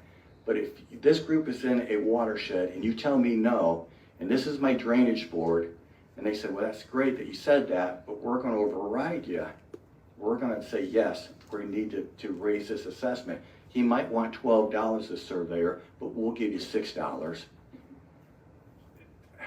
I'm trying to fix these drains so we can get back where we need to be. Diana, one of your family members came in a couple days ago. One of our things is we work on it right away. We got out there, hey, what are you doing? They're putting laterals in, no problem. But there's some blowouts out there. But we have the money in that drain. And I think they found it when they were doing the laterals putting in their field. So we want to take care of the people in the watersheds and make sure that we're being good steward of their money and being diligent to what we need to do. I don't want to put them in the red anymore, but I did think of that, Rob. I think the reason Rob's asking that is because you said the mowing, that you're paying for the mowing, comes out of those drainage. That is correct. Drainage things. So to me, it's like whether you spend the money now to pay for this machine and you pay for it out of those drainage funds, then you're, instead of paying a contractor to come in and mow, you're gonna go out with this and mow, and it's being utilized for their drain. Does that make sense? Yeah, I understand. I know what you're saying. Okay. But this one I'd have to put in the red, because I'd have to specify what drains I'm gonna use it for. Put it in the red. Yeah, I could pay it back next year, but I can't fix that drain still. I'm still back to, you live there, you live behind there, when are you ever gonna fix my property? Because there's what I hear. Well, the previous surveyor would just do it. Well, yeah, when you spend like drunken sailors, and I'm saying that the nicest, that hurts me. I can't do nothing for what we did in the past because we spent money that we didn't have. And then you came to me because this happened on this drain. You live on the corner 1 block down or 1 mile down, and you said, well, the previous surveyor did this for me. You're right. They spent money and put it in the red. I have one right out where the jail is going, to Carter Yeating. It's $125,000 in the red. I have no money. It's been in the red. How did we get a drain $125,000 in the red? I have the fund to cover it if I want to take it out, but I would have to pay that back. But I'm not going to put it any more in the red because I don't think that's serving what we need to do. I think we need to be good leaders, stewards. We need to assess every situation, make a decision, and say, here's what we're gonna do to fix it and move on. Put a plan in place, put a system in place. Right now, this is what we have. We're trying to get this. But eventually, we're gonna get to this, where sand's not gonna fall through the cracks anymore. We're gonna have a better system. This is a rough first year. Next year will be better. We'll have a lot more things that if I would have known from day one, I would have asked earlier. Sometimes you just get into it and you find out, oh, I thought that was taken care of. It was further down the list, but I'm just looking for an investment. And I'm not opposed to the investment, but I do have one other concern. Sure. And that is the fact that you said the highway department was gonna pay the other $42,000. And his original request before me for machinery and equipment was for $100,000. So without talking to Mr. Harless about where he's going to come up with the $42,000 to pay the other part of the machine, I'm hesitant to say yes. That makes sense. Can we wait till next month? Mr. Harless is here also. Can the public speak? I wasn't sure what's got, I didn't see what was on there, so that doesn't look, if I was sitting where you're at, 100% I would have thought that. I could turn around and tell you, hey, I'm Scott now, I have the money in there, this is for different, but I can't speak for Scott. Any problem waiting another month? I am. Okay. Again, I was hoping for a W. I understand this is a stretch. This is not a battle that I'm really, for the associate, I was gonna go to the end of the earth for. This is something, if you guys decide, hey, there's value here, I get it. I'm just putting it in front of you. Great, I have a question. With the talk of, let's put it in next year's budget, or let's wait till next year, I would think that this time of year would be better for buying a mower. And that if you go and try to buy something in the spring, that it would be a lot more expensive. I would come back and ask that company, hey, do you have any 2025 models? Yeah. Hey, what's your price now? Well, you want a 62, I'll give you 50. I mean, that's me just talking. I'm never gonna pay retail. I have a hard time paying it in the first place. But when people come to this county and they bid, they don't wanna bid retail sometimes. They bid off the chart, like, what are you thinking? You know, you're just gouging us. I mean, I said that to enough people that put bids in. I said, I wouldn't even accept this.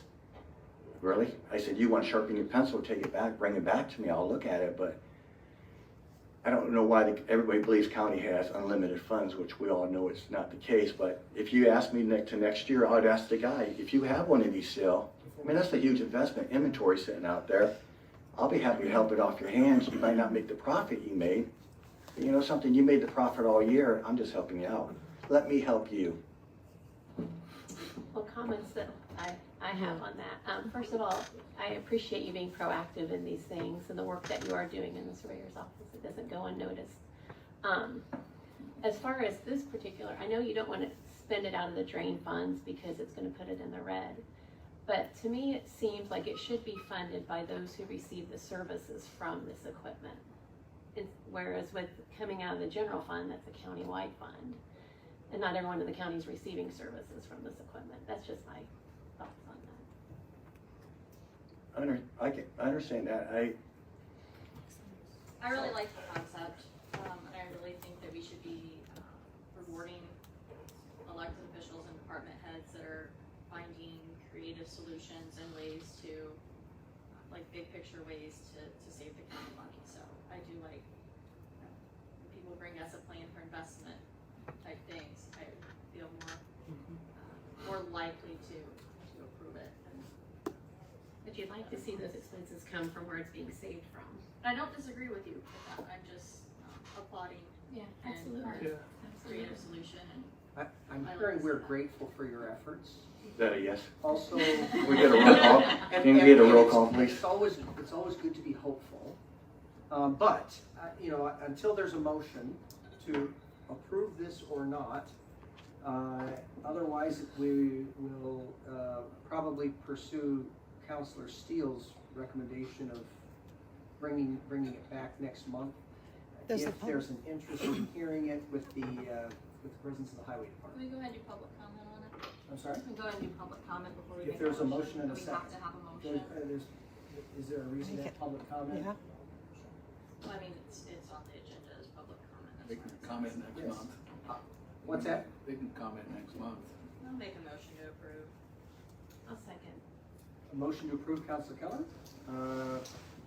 Second, Councilor Grabowski. Okay.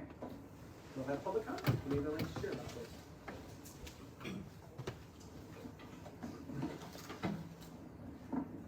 Catherine Callahan lapel. As I watched your the video, and I don't know many of you have ever been a coroner, but it makes it very slippery when maybe there's a car accident and the body has been thrown out into the cornfield and you have to walk through all of that. So it does help your other offices who have to be in this position. The other thing is I do a fair amount of occupational health. And if we have people that are employed that go out here and could potentially throw out their back, slip on a rock, do all those kind of things, you could actually end up spending on OC Health and rehabilitating that person way more than the amount of money that Mr. Kaczynski is asking for. So looking at it from one point, yes, he's doing a great job at saving us money, but it also could save us money in the long run if we have an officer. A sheriff has to go out, there's been an accident, or they have to go and recover a gun or something, and they're walking around and all the weeds are up. So looking just narrowly at just the surveyor's office, we probably should be looking at our entire county. I think that we can find ways to pay for this easily. And when you say about, this is just for him, or, we're giving $50,000 for the clock tower that still hasn't been fixed. We can simply give you guys the $15,000 that you need, which is a great study that I think we should do. And then you could give him the 20. We're at 35 and we're still up 15 grand without a clock tower. If we aren't used it by now and they asked for that months ago, I don't think we need it. So try to look at it in a big picture way that it's also a good safety issue to use something like this. And that would be the big picture. I'm sure, Dr. Green, you've seen a lot of, backs that are out. People are out for years. They might go on disability. After that, you could be paying workman's comp for a long time in disability. So, I think this is a great opportunity for every department to save, especially the ones that are out in the field all the time. Thank you. Anybody else? Okay, we have a motion and a second. Could I add one other thing, real quick?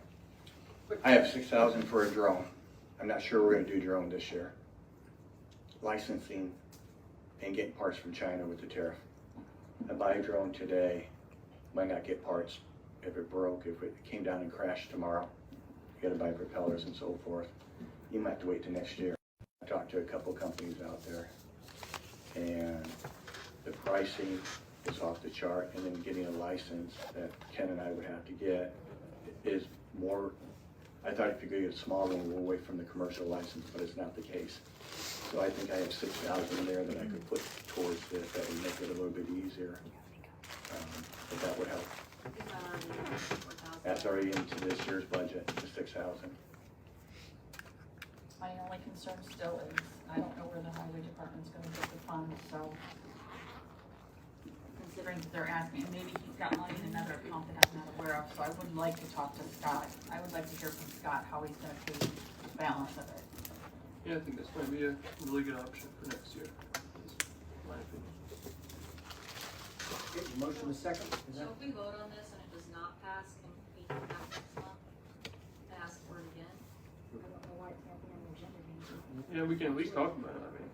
Alright, I'm gonna withdraw my motion to approve and make a new motion to table until next month. So there's, that, Counselor Grabowski, I think you seconded that motion. Are you willing to withdraw and Yes, sir. table it? So there is a motion and second to table this discussion until next month. All in favor say aye. Aye. And opposed?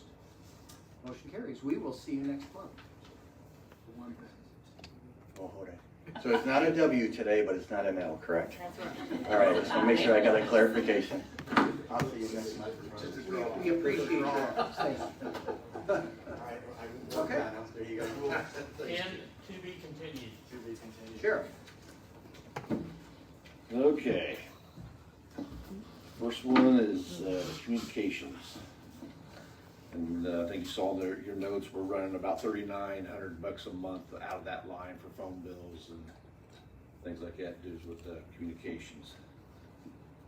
Get us through the rest of the year, because it looks like we're down to about $900 in that line. Last year we spent just a little over 40,000 out of that line. Yes, so I have a question there, Sheriff. The budget was 32,000 this year. And we've pretty well gone through that, you say? Yeah, we're down to 900. You requested 41,000. Right. And we're given 32,000. But you're telling us that it's actually costing 48,000. Well, based on the current bills of what we're getting, Did the bills change? yes, the bill, everything's gone up. We projected on our budget last year to go up, but of course we got cut back on, we figured a 5% grade, but the instructions for the budget were not to do 5%. But, so yeah, clearly everything's gone up. When did it go up? It's been going up all year. Every bill, that's just not just phone bills that goes up. We got other stuff that comes out of that communication line. But yes. So we can't anticipate next year what our bills. Well, we can be close. We can't control inflation or what the private industry does to us on charging us for things. So if, I just have a question, so if it's, maybe I'm mistaken, I thought it was simply the cell phone bills, and I'm assuming those would be under contract where you are Right. under But, contract yeah, so there's much other per items that month, come so out those as wouldn't go up. So Right, they're- yeah, the things in contract stay the same until we renegotiate the contract and they go up, but there's other items that come out of that. I don't have the list of the lines with me or anything of what we paid out of that line. Okay, so do you have any other things that, you don't have your list, do you have other things that would come out of that you know of? Like I said, I'd have to go back and do the admin staff or Todd's list of what we pay out of that line. I mean, we get so many bills that come out every day for every month. Okay. It'd be helpful if we had, if you have contracts where you'd be able to predict what a cost will be. That's different than something that's completely unpredictable. And it's unclear as to which, what's contained in that line. Is it communication and transportation? Can you guys talk up? I'm sorry, is it communication and transportation, is that I just right? got my cheat sheets calls it communications. I don't know what the rest of it is. don't have the Like full, postage I don't have the full phone line, or the full title of the line. I don't have that on my notes. I guess, yeah, it just, it's a, like, it's a 50% over for that line. That's like a lot. So, I guess I just like to have more explanation about why that is and how that happened. We'll let their phones get shut off and we'll see how the sheriffs do. Over what we approved or 50% So, over what we asked? so you asked for, it's 50% over what was approved, and it is. You have to go with what was approved, because we asked for more than that, because we know we spent 40,000 in there last year. Right, so it's 15% more Right. than what was even requested. Or what was approved. We requested. It's 15% Okay, more all than right. what was requested. Right. So I guess what I'm saying is, again, it's not hundreds of thousands of dollars. Mhm. So, you know, I'm not trying to overstate it here, but the premise is, like, we're not close. And so we need to be clearer about, it makes me concerned about other, well, I think this is what our budget will be, but then, gee, our budget's just not that. I mean, our costs are not that. So, yeah, anyway, that concerns me. Well, I think the auditor, we could probably wait on him to go get the roster and what's been. My own view of it is to add 4,000 to cover us for a month and get information. I'd like to know, because truthfully, even the math, this was submitted on July 16th. So if I think about August, September, October, November, December, that's 5 months at 4,000 a month is actually 20,000, not 16,000. Right, but we paid down what was in there. I don't know. My list was updated on August 7th, so something may have been paid between July and August. Okay. Out of that line, it brought us down to the $900. I don't know where it was sitting in July.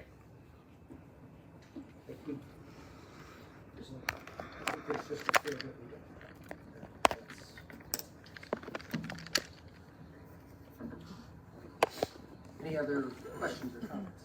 I do have a couple of questions. I kind of want to address all 4 of these for just a second.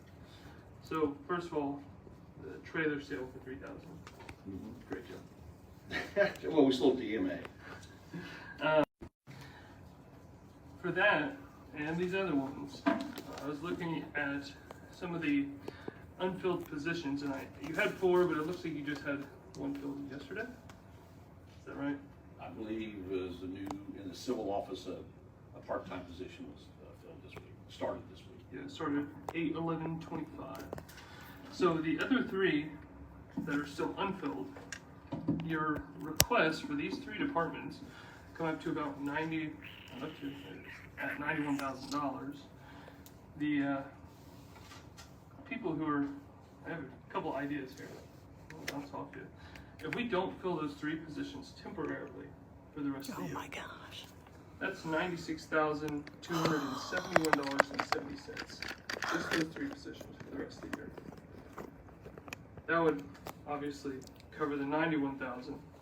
That's including, if we take that $3,000 from machinery and equipment and put it onto one of these 3 line items to take $3,000 away from that, instead of putting it into machinery and equipment, I can pay for everything without, obviously, this is a temporary fix until the start of the year, but that can solve all 3 of these line items without taking money out of the general fund and utilizing the sale of the trailer on top of that to help. That'll leave you with around $18,271.70 left over. I know that's not optimal. It's not what you want, not what anybody wants, but that would, as you know, we are in a tight stretch for the general fund money. That would solve all 3 of these requests without pulling anything from the general fund as a temporary fix. Jonathan, what 3 positions are unpaid? So it's Merit Patrol 2, it was last used on 4/11/2025 with $39,286 unexpended out of that one. I'm not going to talk about the fourth one because it's Phil. There's also, there's been one empty, and it has $12,470.36 left in it. Another merit officer. That's a civil process. And then there's an officer number 6, has 75% of it used, last used in March, and it has $44,514.58 left in the line item. So again, this is just a temporary. I'm not saying we. So if we don't This is a fill this bad position, idea. what's that gonna do to his overtime budget? Exactly. It's something that we have to look at.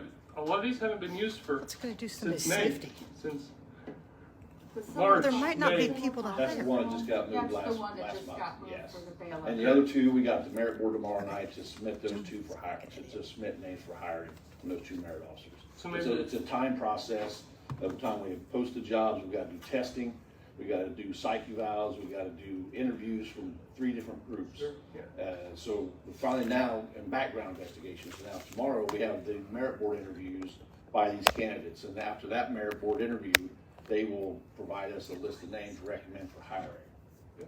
And we will fill those 2 positions after tomorrow. Right, and so maybe that's what I'm suggesting, you know, maybe that civil office won't work. So these 2 officers, that's an idea, is just to halt it and say, hey, let's hire these at the first of the year, back when our budget is replenished. And then if we don't, you know, another option is, I know that you have stuff that comes out of machinery and equipment time to time, but maybe we could, for now, utilize money that's in there. I think there's 30,000, you know, something in there. We might be able to use that for now to kind of cover these costs so that they're not being utilized out of the general fund. So altogether, it's somewhere around 100,000 that's usable temporarily. I know it's not. Not when we hire the 2 people after this week. Right, so that's what I'm saying. Is that And in the civil position, you're going to be back up. Now we're going to be delaying court orders and protective orders and things like that. So there are things, I think I sent the statute to you. We have to do things with the sheriff's department, not just the jail. There are other statutory requirements. So you can give me $4,000 a month this month. I'll be back next month and we'll go through this again. And I'll get you the whole list of everything's paid out of that line. So, you know, if we want to do this every month on every line it's paid out of, we can give them the auditor orders to make sure it gets sent to all the members of the council to go through line by line of what's sold or what is processed out of that jail or the sheriff's department. Yep. Yeah, we just, you know, obviously, you know, we're tight on the general fund, so it's, But not willing to we all need sacrifice to our work safety. together to find other options. We do have, and there are some, there will be monies left over in those line items for the merit officers because they went unfulfilled. Yeah, since And that almost comes back to beginning of the year. general at the beginning of next year, so. I hate reshuffling every week, how much can I get by just to get, when we know we're gonna have to fund it. I mean, can you magically just make your phone bills disappear? No, between wish now I and December? could, but We're gonna have to come up it's with the that. world we live in. Extradition, that's an estimate, you may have more, you may have none. If Right. whatever's not expended still comes back to our budget, or back into the general fund. Do you know what's in your line, what's in your extradition fund right now? I think it says 0. It says 0. It says 0. The extradition fund is averaging 5,600 Oh, sorry. monthly. Yep. 27,000 was requested, 27,000 was budgeted, and we're spending at a rate of 67,000. Extradition, nothing you really can predict. Yeah. Is it? Right. I mean, And it's- so if we don't fund that line item and someone's arrested in another county, do they just have to release them? Well, you have a interstate compact of detainers. You only got so much time to retrieve them. I'd like that fund to stay healthy. 'Cause there's Well, and a the certain prosecutor person I would like prosecutor's more. always makes a determination who comes back. Okay. We don't. All these cases You are have all to pay for it, reviewed. so the prosecutor decides it, but then you have Yes. to pay for it. Yep. So there again, someone else is dictating our workload that we, but each one's reviewed by Andrew Hanna to, if it's gonna be a serious enough case to come back. Not all of them come back. The other piece of that was, you're asking for 15,000, and we're averaging 5,600 a month. That's one of those line items he doesn't control. Well, like I said, I don't know where we'll be when it comes October. And car maintenance Yeah, is averaging 10,000 a month. you guys are killing me. Requested 87,000, budgeted 75,000, and spending 120,000 Which line was that? on maintenance. You're asking for $50,000. Right. for maintenance. That's the good, yeah, right, because we got an aging fleet with cars that's, 70, 80, 100,000 miles. It takes $1,500 to do a 100,000 mile tune-up on a car. I understand that. I guess what I'm saying is $87,000 was requested for car maintenance. Mhm. There's a lot of cars. And you're spending at a rate of 120,000. I've got over 70 cars in the department. This is Like, number is our 4. estimate of what things will cost that off? Well, we go off on 3-year averages, so we go back and look at the expenditures for the previous 3 years. Yeah. So I guess you can tell the car dealers to quit raising their prices, I guess, I don't know. Well, the older the cars get every year, the more Well, maintenance. and I think part of that is too that you had requested more in the, I forget which line it is, where you purchase new vehicles. Right. And that was severely slashed, and That was so 44,000 vehicles that they would have normally replaced by now, he's having to repair them instead of replacing This them. budget issue is their problem. So that's probably part of the problem with repairs and maintenance. Make a motion to approve, all 4 new money requests and Yes. amounts listed. Second. I'm sorry, could you repeat the motion? I make a motion, we approve all of it. Okay, Counselor Keller, motion to approve. Is there a second? Second. Counselor Grabowski. Roll Other call. other discussion? Public comment. Oh, yes, thank you.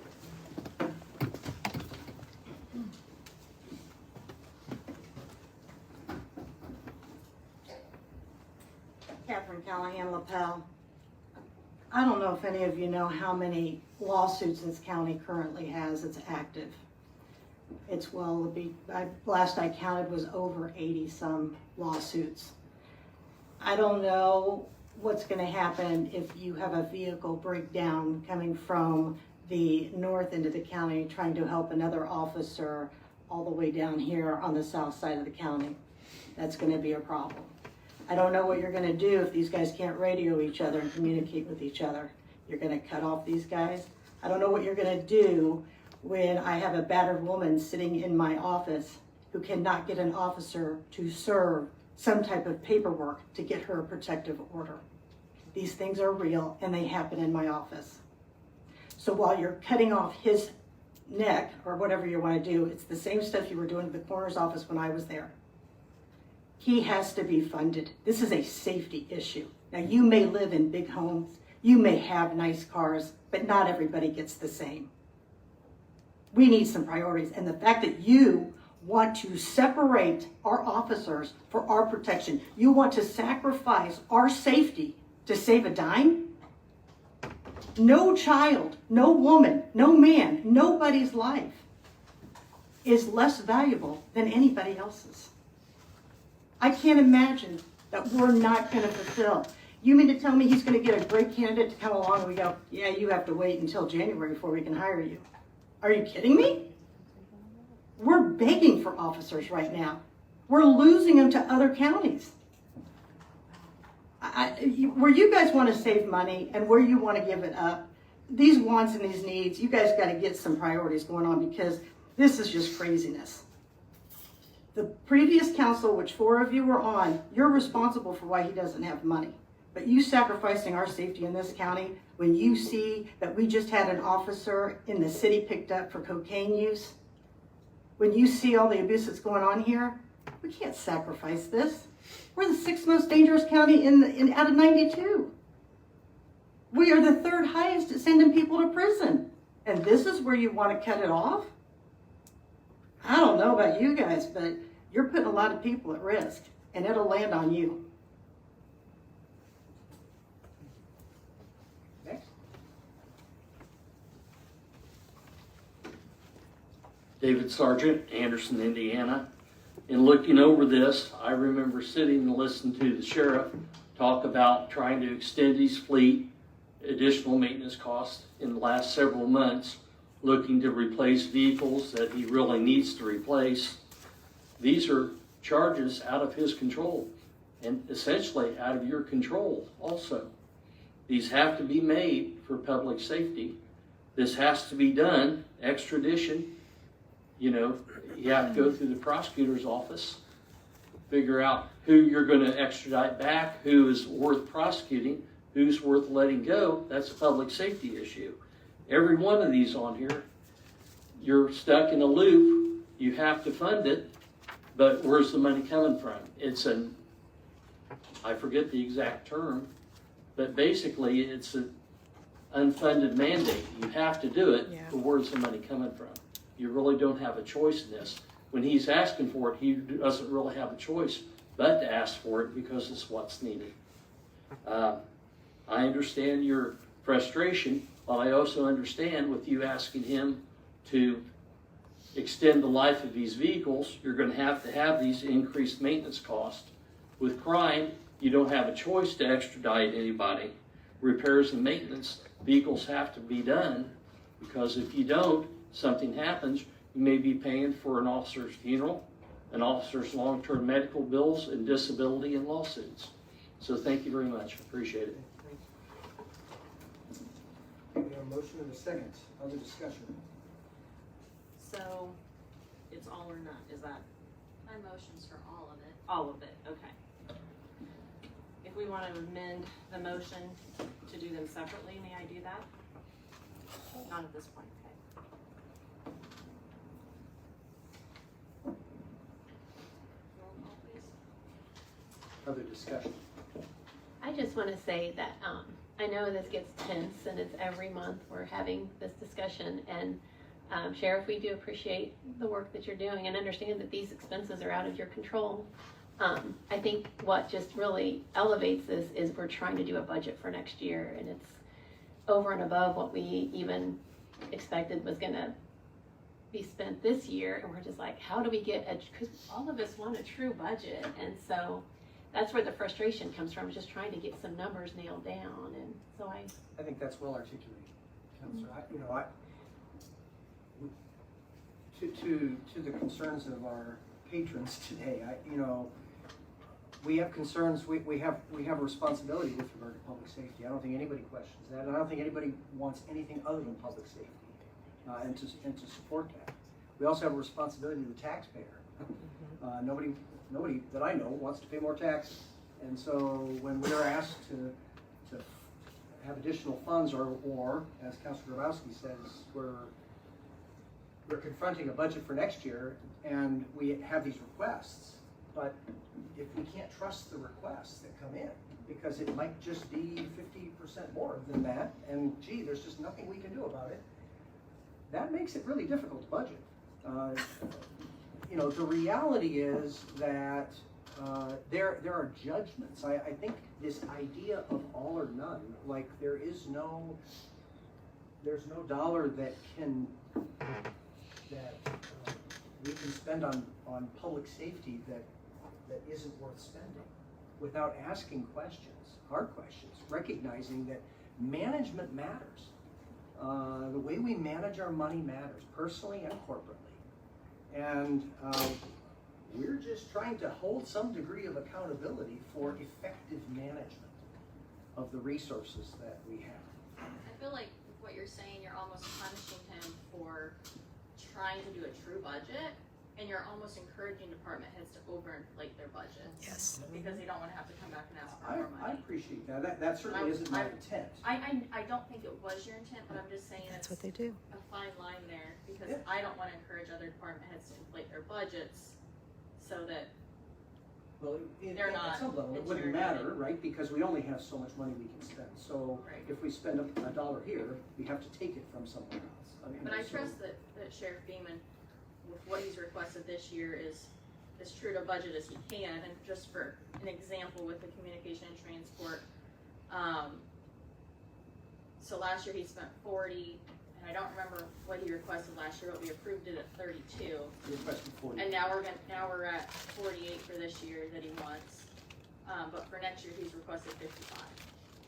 So I feel like he's paying attention to that for this year's budget. And I agree, I was just saying that because there's this tension, and it's nothing personal. There's nothing personal about it. Anyone else? Okay, we have a motion to second. We'll take a roll call. Counselor Steele? Yes. Counselor Culp? No. Counselor Lickens? No. Counselor Grabowski? Yes. Counselor Keller? Yes. Vice President Nork? Yes. President Green? No. Motion passes. Thank you, Counselor. Thank you. All right, we have, 2 ordinances related to our activity earlier during the meeting. First is the salary ordinance for the health fund. This is salary ordinance 2025-8D. For the sick pay